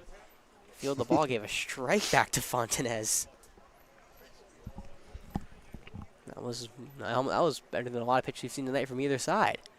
Full count pitch coming again. Knudsen fouls that one back, this time to the right side into the bleachers.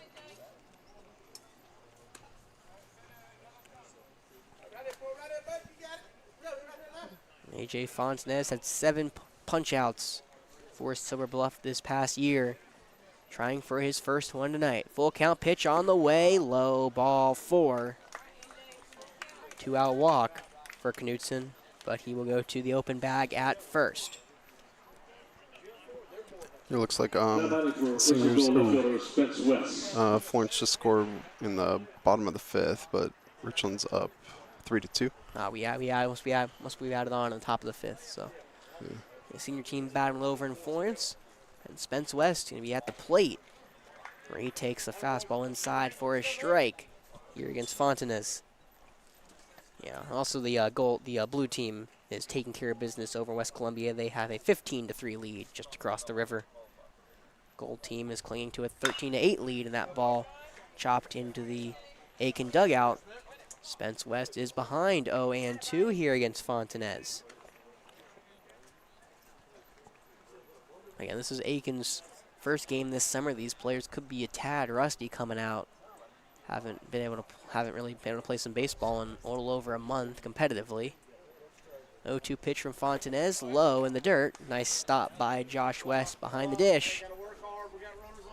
Keeps that in front of him, keeping the runners at their bags.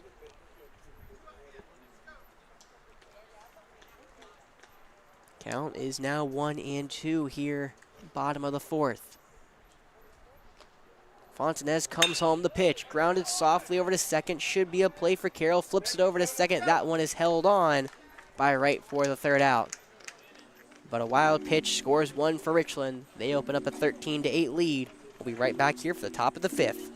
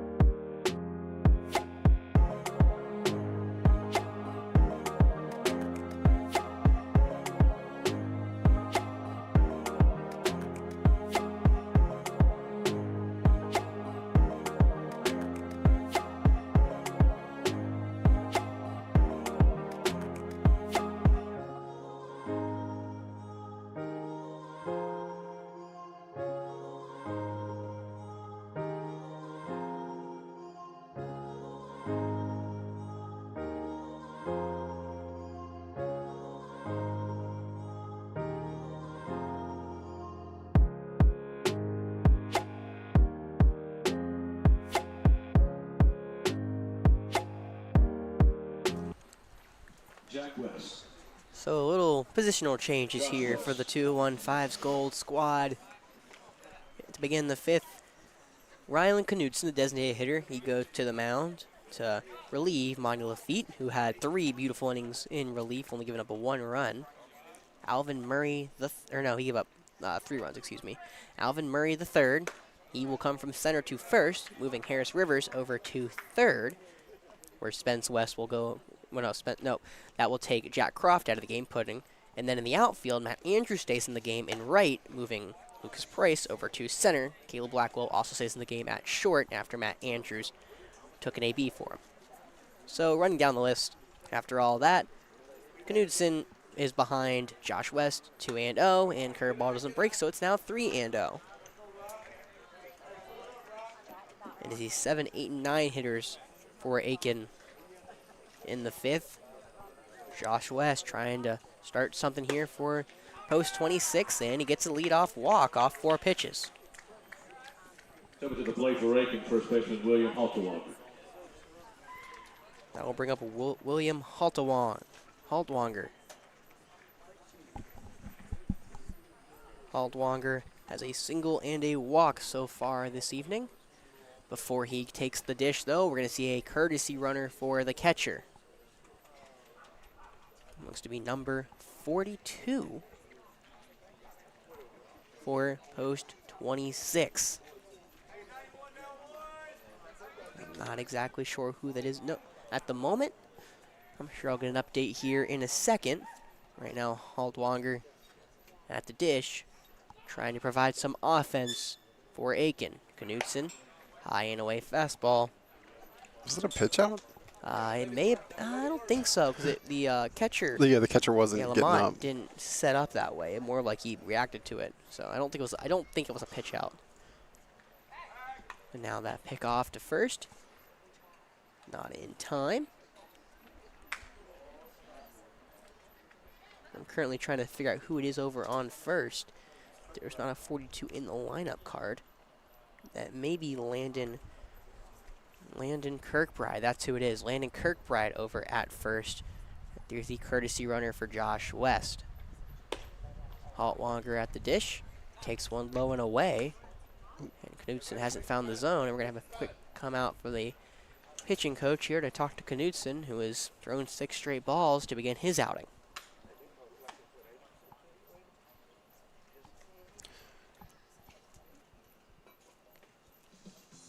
So he looks like to be a longer pitching than we'll be right back, I guess. Longer.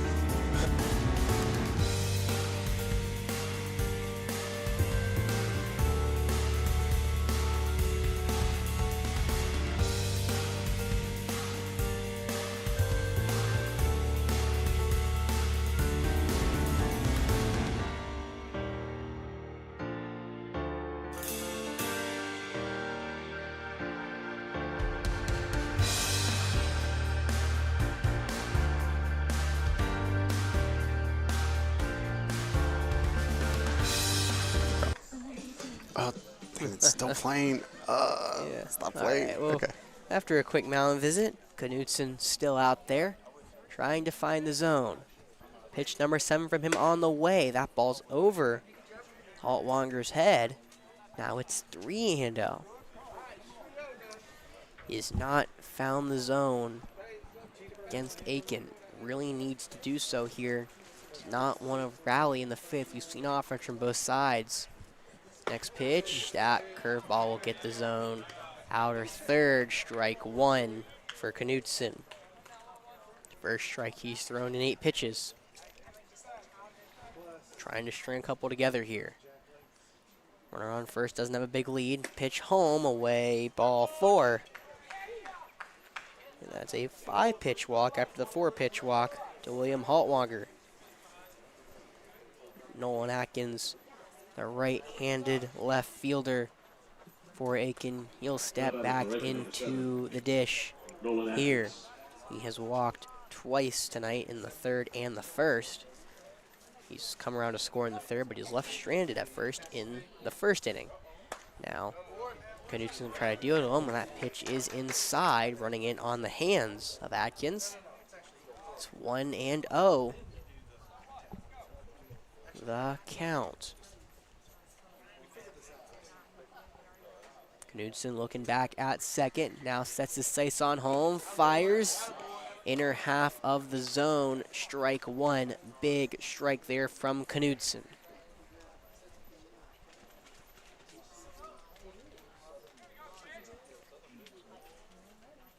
Now he's going to step off and look the runner back at second, but Landon Kirkbride, excuse me, able to get back in.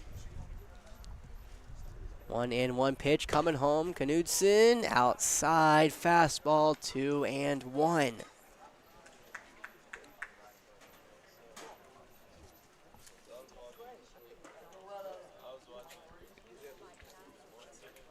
Now trying to cover over on second and shortstop. Now that next pitch inside ball 3. And Knudsen has now thrown 11 balls compared to his 2 strikes tonight. Needing to find the zone here. 3-1 the pitch coming home. Ball 4. Knudsen walks his 3rd straight. The only insight I can really give at this moment is Knudsen's been the batter. He knows the small strike zone, and maybe he's kind of gotten in his own head from that. So maybe a pitch and change here. We'll be right back at Falcon Field.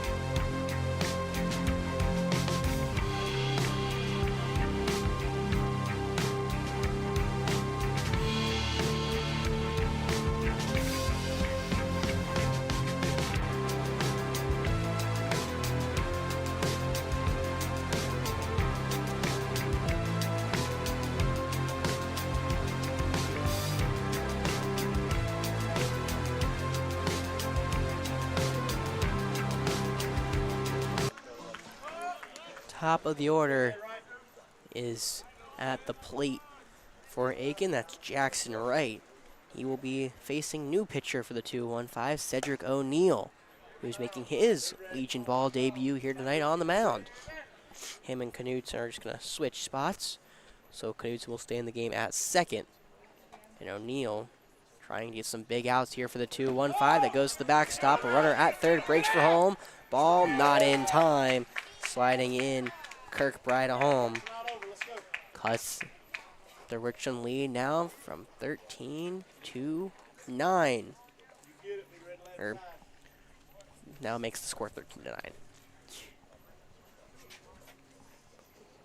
O'Neill only had 1 appearance for Ridgeview this past season. He had 2 earned runs in 2/3 innings. Needing some important pitches here, and he falls behind Jackson Wright 3-0 after a high fastball. 3-0 pitch coming from O'Neill. High ball 4. 4-pitch walk for O'Neill. Picking up right where Knutson left off on the mound. So the tying run is now at the plate for Aiken in form of Tucker Bryan. He has singled twice tonight and has 2 RBIs. That was back in the 3rd inning. Now O'Neill trying to get him out. That first pitch curveball inside, brushing Tucker Bryan back. 1-0. Bryan, the righty, working against the right-handed pitcher O'Neill. 1-0 pitch coming in. Curveball stays high up around the letters. It's 2-0, and just like we saw with Aiken, Richland 2-1-5, they can't find the zone here at Falcon Field anymore. Is it like 18 out of 20 pitches? It's been really rough in 2-1-5 this inning, but Cedric O'Neill finally throws a strike. Count is now 2-1 for O'Neill. The righty will come home and deal. Swinging strike 2 on the curveball. And after a rough start to the inning for the 2-1-5, O'Neill's thrown back-to-back fastballs, and back-to-back curveballs now. There's the first 2-strike count of the inning for the 2-1-5. Pitch on the way. We poked into right field. Coming in's Matt Andrews. He's going to try to dive and make the catch, but he can't. That ball's going to fall. 1 run comes in. Another going to come in, but it's going to be cut off. Now the relay throw. Is it in time? Yes, it is. I thought that was the second run of the inning, but that was only the first run that came home from Walt Wanger. The second one was tagged out at the plate. What a turn of events. I thought that was 2 runs. He must have held up and then went? That's what I thought. I looked up and I thought that was the second run coming across, but no. It's the first. Atkins was tagged out at the plate. Wright takes 3rd, and Tucker Bryan has a single. A bloop single, but a single nonetheless. That drives him to RBIs. There's 1 down, runners at the corners. Tying run at the plate now in Michael Carroll. Carroll got into trouble on the mound, and at the plate, he's 1 for 3 with a triple. Trying to really kind of get him off the grip. That throw high, now runner steals second, throw not in time, coming home, the runner breaks for 3rd, and it's a beautiful tag out from Lamont. Now the runner's dancing off second, throw down to second, and he's safe. So the double steal doesn't work. Breaking for second was Tucker Bryan. He gets in there safely, but Jackson Wright tries to steal home. They were able to cut it off. That was Caleb Blackwell receiving that ball at second, the shortstop. He came home with it. Lamont was able to put down the tag. So now there's 2 down in the inning. Runner on second, 1-0 count here to Carroll. O'Neill looking Bryan back at second. Now he'll come home. Curveball over the head of Carroll. It's 2-0 here with 2 outs in the top of the 5th. Wow, 2 out at home. Yeah, what an inning so far. They had the bases loaded, nobody out. They've only scored 1 so far. That's Aiken. Ball into center field, right at Lucas Price. He easily kind of ranges in, makes the catch for the 3rd out. So just as we said, bases loaded for the Aiken post 26, but they couldn't fully capitalize, only score 1 off the 2-1-5. It's 13-10, and we'll be right back.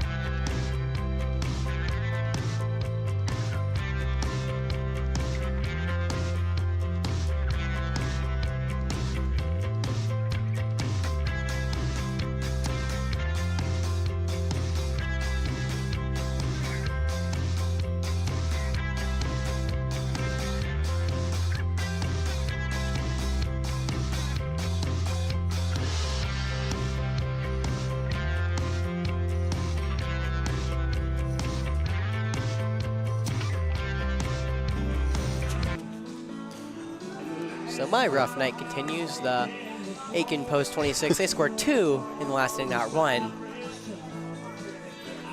But still a 3-run lead here for the 2-1-5 as we're in the bottom of the 5th inning.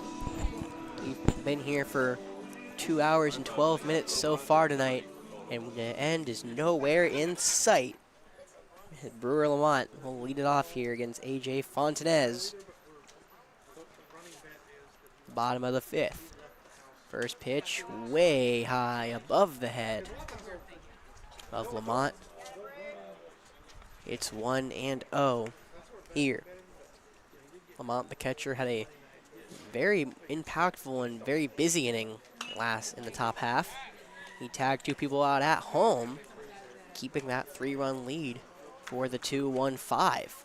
And almost got the throw down to second. Yeah, he almost got the throw down to get the runner at second, but Tucker Bryan, the runner, was able to kind of get back in before the throw got there. Now 1-1, hard hit to right field, but right at Blake Boozer. Boozer will come in and make the catch after almost overrunning it for the first out.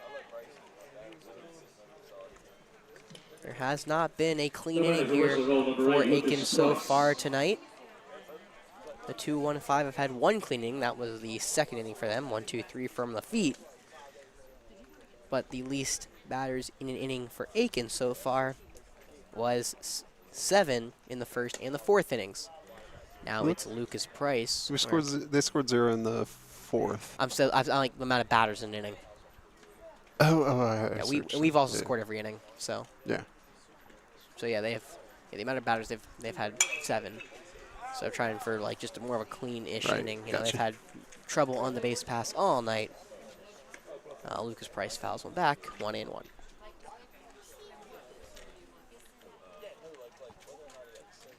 Oh, in Florence, the senior team is doing battle against Florence Post 1. It's the bottom of the 6th, and the 2-1-5 senior squad's leading them 3-2 tonight.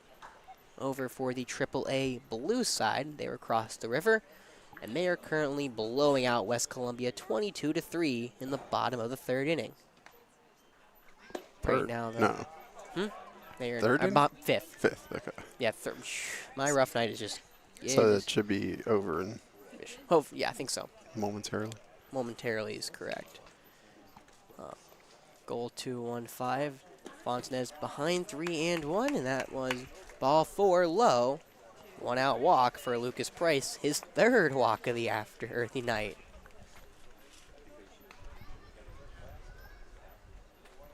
So 1 down for Cedric O'Neill. O'Neill has reached base and scored all 3 times he's been at the plate tonight. Singled in the 4th, and he's walked both the others' plate appearances. And again, he scored 3 of these 13 runs for the 2-1-5. Fontanez greets him with a curveball that hits him square in the back. That'll put a runner at first, and will move Lucas Price over to second. We'll see if Cedric O'Neill can continue that trend and come around. The bat at the dish, see if he can try to help him out, is Alvin Murray III, who has also reached base 4 times tonight. He's come home to score 3 of those times. He was left stranded at 3rd back in the 4th. But he's been hit by a pitch twice, walked, and singled tonight. Runner at second goes. Pitch down in, goes into 3rd, left field, the throw. That ball's going to go into left. Lucas Price sprinting home with the 14th run of the night for the 2-1-5. I knew Lucas was fast, but he was booking it. Yeah, Lucas Price is a stolen base champ. That ball goes into left. Easily makes it home. That pitch was called a ball against Murray. Cedric O'Neill also took second off the throw as well. So 1 down, runner at second. Next pitch on the way, high around the eyes. It's 2-0 against Murray, with Matt Andrews on deck. Now the 2-0 pitch, hard hit down the right field line, foul ball. Alvin Murray was ahead off the off speed. Took it for a ride right into the netting down the right field line. So Count is now 2-1. Murray trying to stave it off, and he does. Low inside. It's now ball 3 with 1 down. Alvin Murray at the dish. On deck, Matt Andrews, who went in the game for Caleb Blackwell. Fontanez doesn't want to see him without another out, but he hits Murray off the breaking ball, it looks like.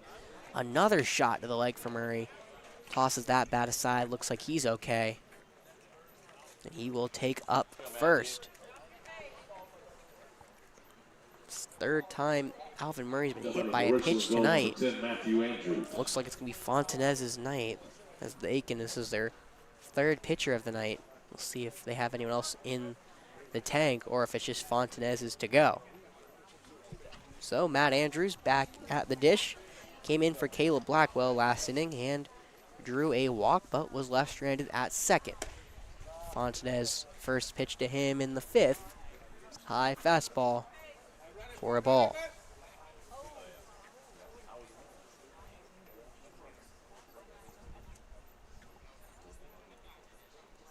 So 1-0 pitch now to Andrews. Breaking ball that doesn't really break off the. So it's now 2-0 as that was outside. On deck, staying in the game as a DH, it looks like, is Jack Croft. He'll probably be DHing for Caleb Blackwell, who's back in the game at shortstop for the 2-1-5. 2-0 though to Andrews. Outside, ball 3. Fontanez in danger of another walk here against the 2-1-5. Fontanez takes a deep breath on the mound, comes set. Now he fires home to Andrews. Strike, inner 3rd of the plate.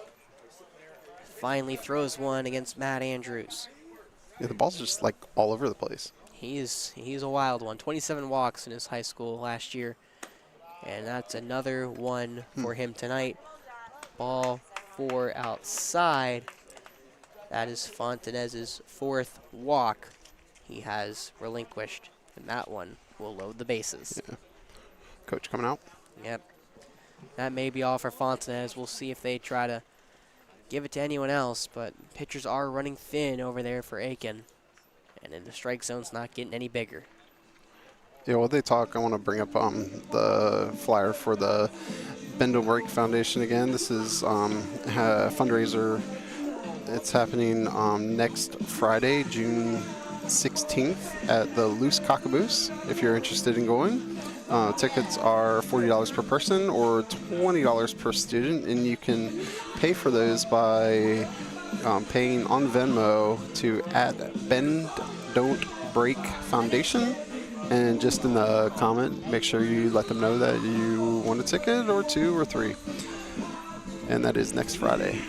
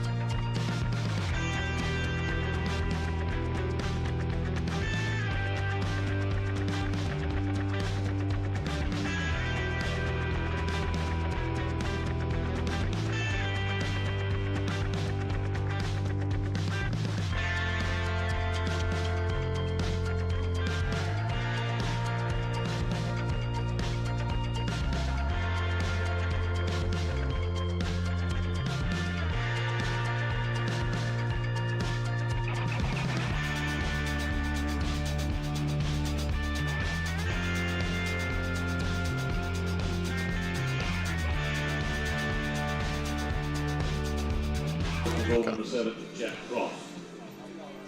So, little fielding change here for Aiken. William Haltwanger, he comes in on the bump. Blake Boozer will be behind the dish. Justice Hammett comes from third over to first. Landon Kirkbrier came in the game as a courtesy runner. He's now at third. And then Tucker Bryan over at second. Michael Carroll in right field. And Haltwanger throws a ball 1 to Croft. Next pitch on the way, low. Boozer behind the dish, blocking that one. Ball 2. Like musical chairs in the field. It always is. Always is musical chairs. Been a long night. We kind of talked about it in the break, but not the best pitching tonight from either side. You know, there's been all over the place. A lot of balls in the dirt. That one was a swinging strike, though. But a lot of balls in the dirt, a lot of balls near their batter's box, a lot of balls high. But it doesn't help when anything close is not called a strike. Either way, bad pitching, tight zone. Calls for a 14-10 game tonight. 2-1 pitch, swinging, ball in the dirt, gets away, no break from O'Neill at third. Now it's a 2-2 count here against Puddin. Croft, he's walked twice tonight, grounded out for an RBI in the second, and he popped over to first in the fourth. Trying for his first hit of the night after going 4 for 4 on Monday. He is now 0 for 2 tonight.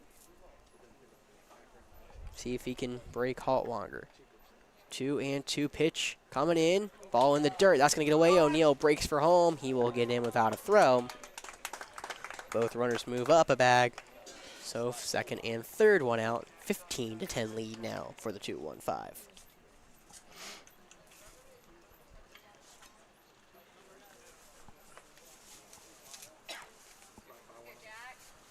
Yeah, the top of the first is such a distant memory at this point. Say it's been that's about at the Different 2.5 hour mark, which is sometimes the around that this usually goes for the Legion games. However, this one won't be probably over to around 10ish. Next pitch on the way, strike 3 dropped.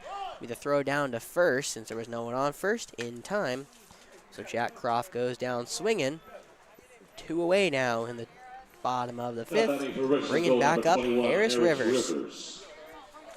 Harris 2 for 3 with a sac fly, 2 singles, and 2 RBIs on the night so far for the 2-1-5's first baseman.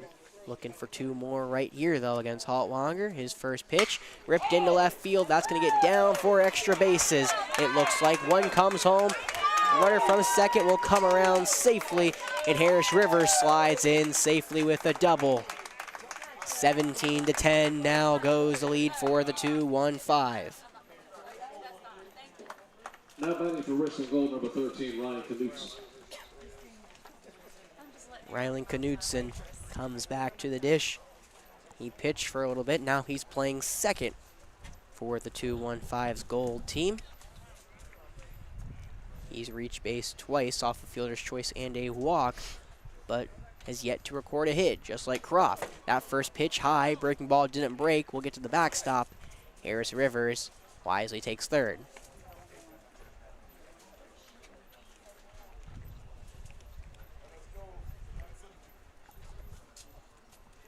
Lo Knudsen has his first hit of the night. Could mean a first RBI as that insurance run for the 2-1-5, 90 feet away. Next pitch from Haltwanger, another high pitch. This was a fastball in the same location. That was high inside around the head of Knudsen. It's 2-0. Haltwanger got a swinging strikeout, but now give up a double to Harris Rivers, and Knudsen is ahead 2-0. Third pitch on the bat on the way in the dirt.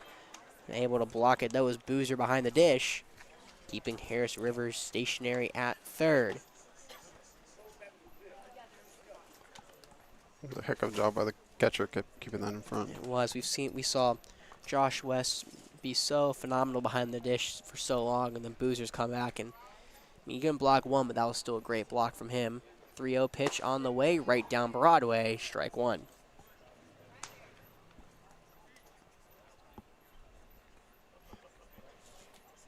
A lot of scoring here tonight. 27 combined runs here and 25 over across the earth for the 215's blue team. Knudsen takes high, ball 4 for a 2-out walk. And then on the other side, there's the senior team who has a. Actually, they just won it. Oh, they just won. They have just won a 3-2 battle against Florence Post 1. Ryan Harrelson got the 2-out save for the 215 and giving Matt Moore the 5-inning win. Only allowed 1 earned run in the 215's second win of the summer. That pitch in the dirt again. Knudsen doesn't take off for second. He stays at first, and that block keeps Harris Rivers. And now it's officially a final of the 215's blue team. 122-4 tonight. I'm not going to say that this is the reason Matthew Moore pitched as well as he did, but I did give him a Definite Fiction shirt yesterday. There you go. Was he the player of the game? No. He was just walking out when I was walking out. I was like, hey, what size do you happen to have a large in my hand? What you're saying. So we see the senior team here tomorrow night. I think they welcome in West Columbia here. 1-1 count now. Curveball outside. 2-1 here against Spence West. Oh. For the 215. Spence reached base off a walk and a single, but his last 2 at-bats have been putouts. That ball sliced down the right field line, curving and going just foul. That ball started fair and then continued to slice and curve. Just was foul. Now it's 2-2 with 2 outs and runners at the corners for the 215's goal team in the top of the 5th. And we still have 2 full innings to go here, so scoring will probably not be over. Where we have 17 runs on 8 hits? Yeah, 17 runs on 8 hits. It's not been a great. And that ball almost hits Spence West. It breaks over the head. This time, Knudsen will take off for second. He'll get in there standing. But yeah, this is on the other side. Aiken has 10 runs off of 10 hits, so only 18 hits, which is just a hit more than we have runs. And obviously Aiken has 10 hits of their own, so it's been a wild night at the plate for both teams. That ball hard hit over to second base. Brian's got it, flips it to first. Out number 3. Limits the 215 to 4 runs, but 4 runs still come across. 215 leading at 17-10. We'll go to the 6th.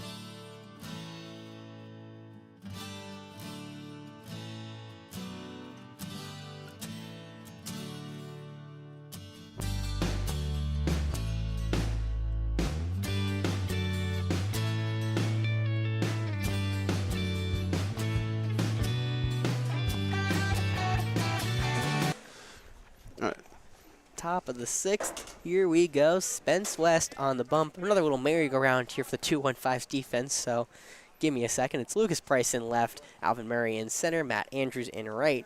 Rylan Knudsen goes to third. Harris Rivers goes back to first. Cedric O'Neill goes back to second, and Spence West comes in to pitch. Wait, did Lucas complete the outfield trifecta? I think he did. This is they are That's so good. they torture me between innings writing all this stuff down, but we're figured it out. And Spence West is taking on Justice Hammett. Probably the best hit ball of the night. Had a homer back in the first. Oh, yeah, it was nicely hit. Since then, he has grounded out and fouled out. So, not been able to follow his homer very well. Even count now from Spence. 1-1 curveball, just high. Ball 2. Pretty break on it. Just started up too high. It was. It's a 17-10 lead here for the 215, but we've seen them score 10. So very much could be in for some more offense in the last 2 innings of the game. Spence throws one low, so it's 3-1. The pitch coming home, hard hit in the right center. That's going to get down probably for extra bases. Gets between Andrews and Murray. Hammett goes to second. Taken in by Murray. The throw into second. He's out at second. Justice Hammett trying to stretch a single into a double. Alvin Murray the second, I think it was, or Matt Andrews. One of the two able to gun him down at second for the first out. Nobody for Aiken. Number 6, Trevor Befford. That is how it was, Matt Andrews, it looks like. And that is how the first out will come. 9-6. First out. Next up, the 5-hole hitter, Trevor Bafford. Trevor has 2 singles on the night. He scored 1 run. 2 for 3 so far this evening. But just as it is with most players, it's the first time he's taken on Spence. We'll see how that one matters. After the first pitch high and inside, next pitch goes a little on the outer third of the zone, so it's 1-1 for Spence. Next pitch on the way, Spence, curveball, breaks right into the heart of the zone. That's unfair. You can tell it was a great curveball, considering Jeff starts crying, laughing from behind the camera. I mean, the batter totally bailed on it. He didn't want to get hit, and then strike. Same pitch, curveball into the zone. This time he stays up on it. Alvin Murray comes up, and he makes the play. Yes, he does. Out 2. Murray got a late jump on that ball. Had to come in and just lunge at it. Make the play for out 2 for a dramatic second out. Nobody for Aiken, number 9, Blake Boozer. Now it looks to be Blake Boozer back in there. It was Fontanez hitting last at bat. Now Boozer back up. He is 0 for 1 with a strikeout and a walk tonight. But no reason to even offer at that pitch as Spence West throws one to the backstop. It's 1-0. Boozer now playing behind the dish for Aiken post 26. He started over in right field. See, that's the pitch that throughout the high school season that's always been a strike, even though it looks like it's a little off the plate. But yeah, this ump is calling it a ball. And I mean, to be fair to this ump, I think it is a ball. It's just it's always been a strike. Yeah. Wait, what's the 3-0? Yeah, he missed outside. So 3-0. Pitch coming home. Ball 4. Boozer draws a 4-pitch walk and a 2-out walk. We'll bring up Landon Kirkbride, who took over for Josh West. He came in to pitch run back in the 5th. Now he's here in the 6th, trying to do some damage at the plate in his first appearance this summer. Boozer over at first. Spence got his first base runner of the night. He's checking in multiple times, then goes back to first, where Boozer able just to jump back in without much of a problem.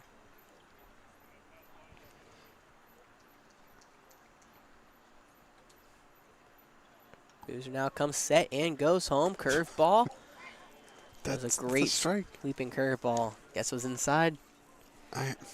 Maybe. Not Jeff Rhodes. Not Jeff Rhodes approved. One in the count with 2 outs. Next pitch on the way, low outside, ball 2. The ump's like the guy from jeez, what's the drumming movie? Damien Chazelle's. I have no idea. Jeez. I'm too young. No, it's not that old. Oh, well, then maybe I'm wrong. Swinging strike there from Came out like Kirk 10 years ago.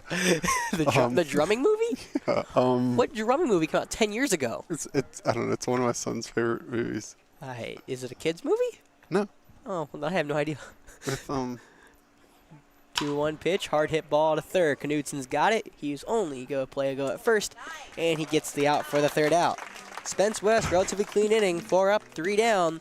We'll go to the bottom of the 6th.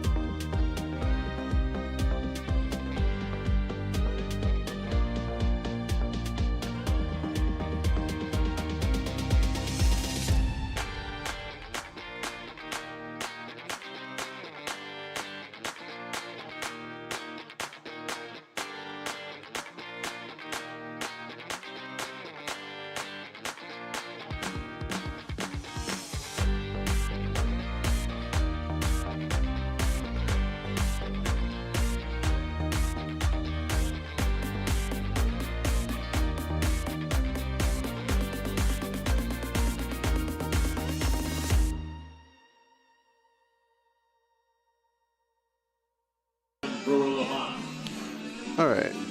So they keep playing the music late, and oh man, there was somebody during the football season. He would play music like right up to the snap. Drove me crazy because I have to keep it muted. Oh, bottom of the 6th is underway after a first pitch in the dirt from William Haltwanger. And that is at the dish. Looks to be number 9 for the 2-1-5 Brewer Lamont. He led off last inning, and now he's back again. So he had a big hit the previous at bat, right? Before that one? He flew out, and he had a single in the 3rd. What you're thinking about? Single and third. Okay. Yeah.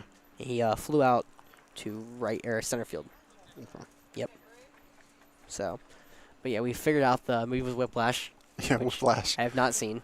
I've seen it like 5, 6, 7 times, and couldn't remember the name. How was that a strike? Whiplash is a fantastic movie.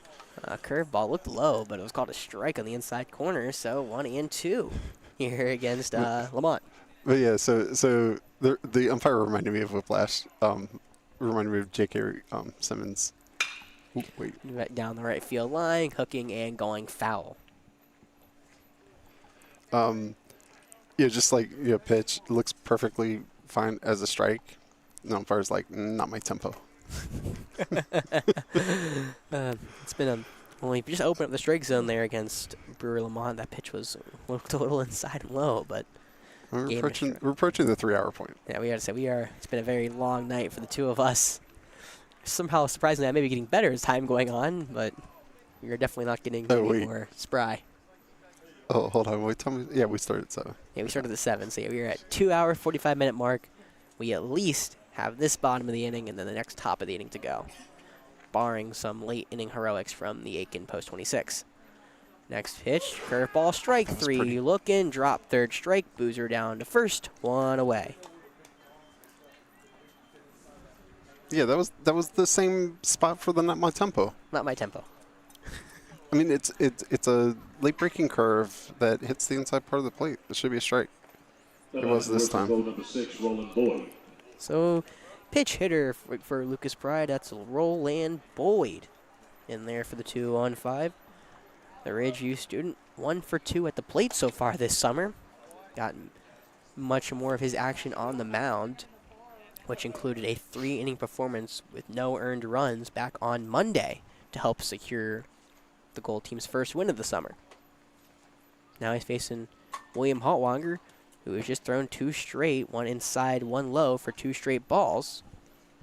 Now it's 2-0 here, Falcon Field. For the first, and also for the first time this summer, the 2-1-5 squad looking to all go a solid 3-0 over their games. See if they can pull that off here, barring again late inning heroics from Aiken. That ball's low and away to the backstop. It's now 3-0. And Haltwanger hasn't found the zone here after striking out Lamont. On deck batters collecting all the balls. Yes, Cedric O'Neill has 3 balls right in front of him. I guess you can't see it on the video, but Cedric O'Neill has 3 balls in front of him when he's practicing swing. 3-0 pitch, low in the dirt, ball 4. If he plays his cards right, he might be able to negotiate a walk. So I understand you want some balls. Unfortunately, I think we have enough of the dugout the coach can just throw over. 4-pitch walk to Roland Boyd. That was Boyd's 3rd walk on the summer. And now bring back up Cedric O'Neill for the 2-on-5. He's reached base all 4 times, and the fruition has come true. He scored all 4 times he's reached base. He did come around and score. I forgot to say that last inning when he came around, but yeah. He scored all 4 times he's been on base, which have been the 4 bats. He only has 1 hit on the night. Of course he does. He has 1 single and 4 walks, but he's been around. And Haltwanger has now thrown 6 straight balls. That one was low in the dirt. Now it's 2-0 here to O'Neill. Now runner on first, breaks. Roland Boyd, pitch out, throw second, way over the head, but grid back up there from Tucker Bryan, the second baseman. That's a stolen base for Roland Boyd. Yeah, he's probably beaten even a good throw. Yeah, Roland only attempted 1 steal, and he was successful. Now he's attempted 2 and been successful both times. Count is 3-0 against McNeil.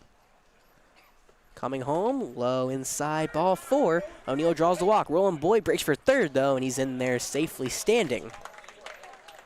After the wild pitch, it took Blake Boozer behind the dish at 2nd to collect himself, and that allowed Roland Boyd to take advantage and take 3rd. So for the 6th time tonight in 6 innings, Alvin Murray back at the plate, looking to reach base for the 6th straight time. Pitch high and away, ball 1. Alvin Murray has to hold the record for the 2-1-5 this summer, with his 3rd hit by pitch came last at bat. He's also walked and singled tonight, so he is just getting on every way. Cedric O'Neill breaks, throw away, and no throw down to 2nd. O'Neill takes 2nd without a throw. So, 2 runners in scoring position for Alvin Murray, who is, even with getting on base all 5 times, he is not recorded an RBI tonight.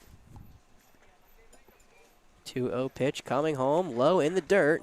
Keeping that in front of him is Boozer. So all runners have to hold. But 3-0 count. First base is open. And on deck is Matt Andrews.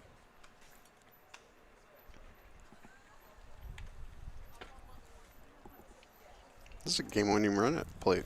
Oh, it is. I guess you're right. It is the game-winning run. You're Think about a 10-run I rule. didn't think about after the way this game started with 5 runs in the first from Aiken. I never thought about a 10-run rule here for the 2-1-5. But yeah, that run at the plate is the winning run. You're correct.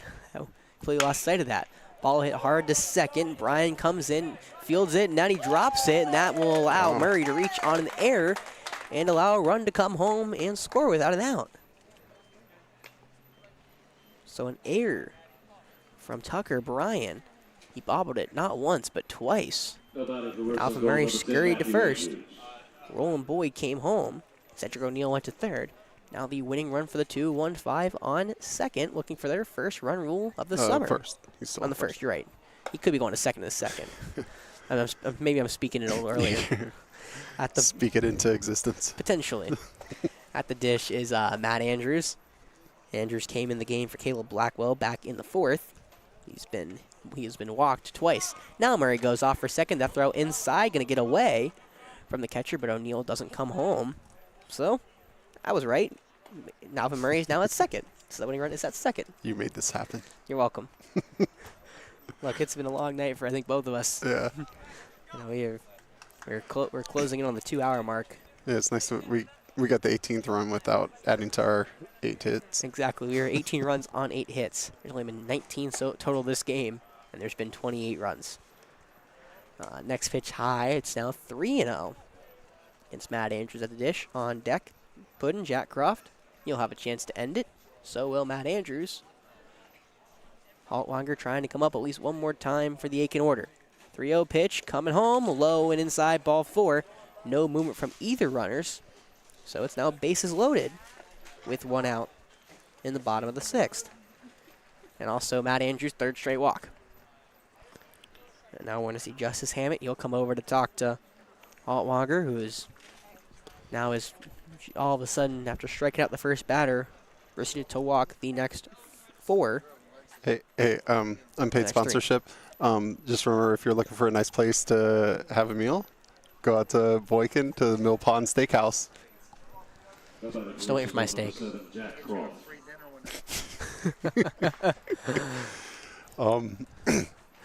Yeah, Mill Pond Steakhouse is owned, operated by. That ball sails to the backstop. That was a curveball, didn't break. Yeah, Lucas Price's dad, Mark. Yeah, Lucas Price was on base 3 out of the 4 times he was up tonight. Okay. All 3 walks, so didn't really break his hitless stride, but he was able to get on base and do some damage other ways. Now, putting at the dish, high ball 1. Haltwanger comes home, right down Broadway against Croft. Strike 1.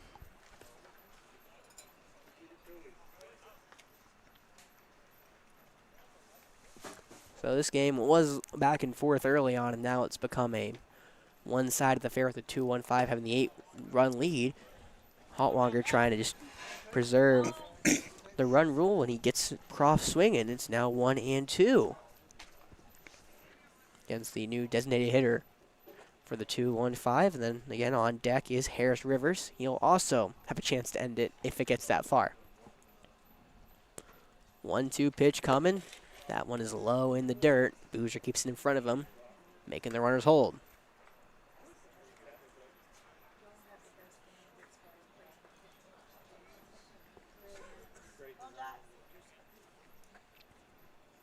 So count even at 2s with 1 out.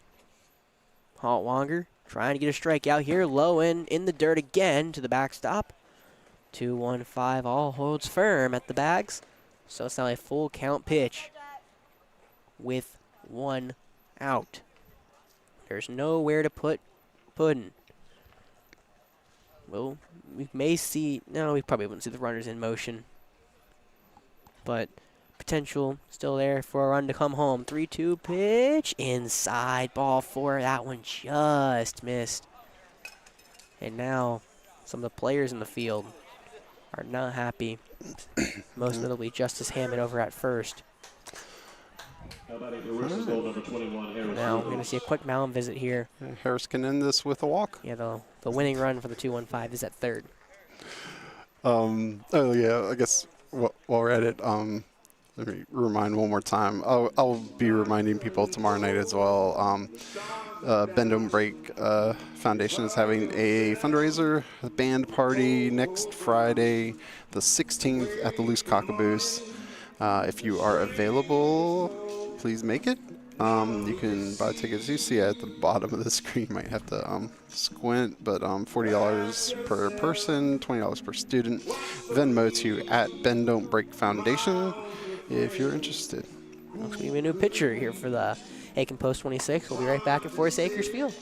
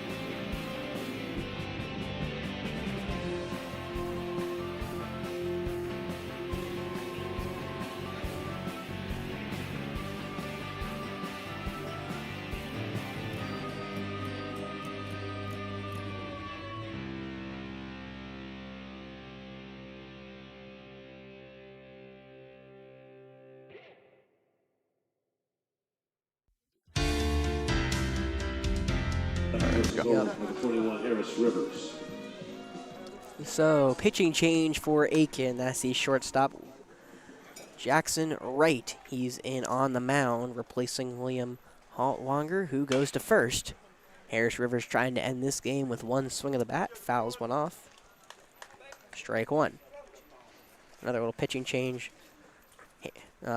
Justice Hammett, he moves back to third where he started the game. Landon Kirkbride, who was at third, he moves over to short. And then Haltwanger goes back to first. So 0-1 pitch to Harris Rivers. Goes to the backstop. Coming home's Murray, and that will end this one here at Falcon Field. With a 10-run rule. 30 runs off of 9 hits tonight. Started off with a bang. Justice Hammett homers. And then just a lot of not great pitching or fielding led to 2-1-5. Connick getting back into it and open this game up. And taking this one 22-10 at Falcon Field. They get their second win of the summer and even their record at 2-2.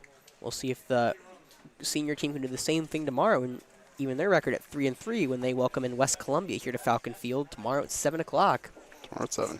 And the skies are clear after a kind of scare earlier in the week. Whether the rain was going to come, well, nope. I think there's like a 20% chance of rain tomorrow, so I think we should be all good for senior game tomorrow night. Awesome. All right, we're going to finish this off with the Big Red Box commercial. Thanking, and thanks to Coach Dorsey and his company, Big Red Box, for sponsoring not just our definite fiction live streams, but also the baseball that you're watching in front of you. But yeah, thank you to Coley Brown, Ellen Brown, Chris Dorsey. Is that it? Hold on. Oh.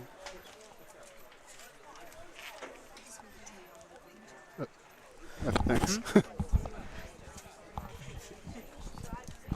All right, sorry, we're being inundated with fans. What did I am I miss? doing? What did I miss? I just said we're being inundated with fans. Oh. It's a After slight my phenomenal exaggeration. performance tonight that y'all all missed. Yeah. And, oh, where was I? Coley Brown, Ellen Brown, Chris Dorsey, and April Dorsey. All right. Here's Big Road Box.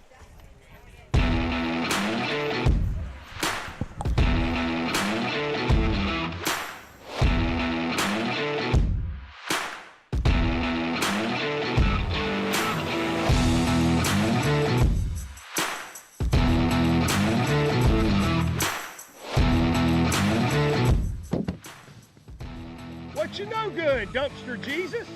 Just taking care of business, Dumpster Deacon. Just taking care of business.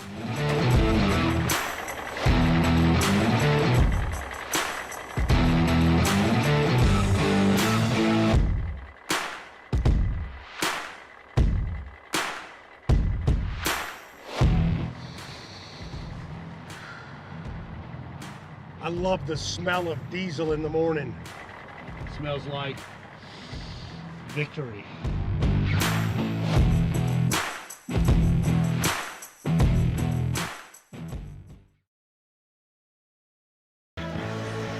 Did it? Oh, wait. No, I gotta get it. Oh, wait. That's what happened. I switched over. There we go. All right. So, what am I doing? Muting the music. Okay, yeah, I finally got the run. It was a 10-run rule. All right, thanks for watching. We'll see you tomorrow night.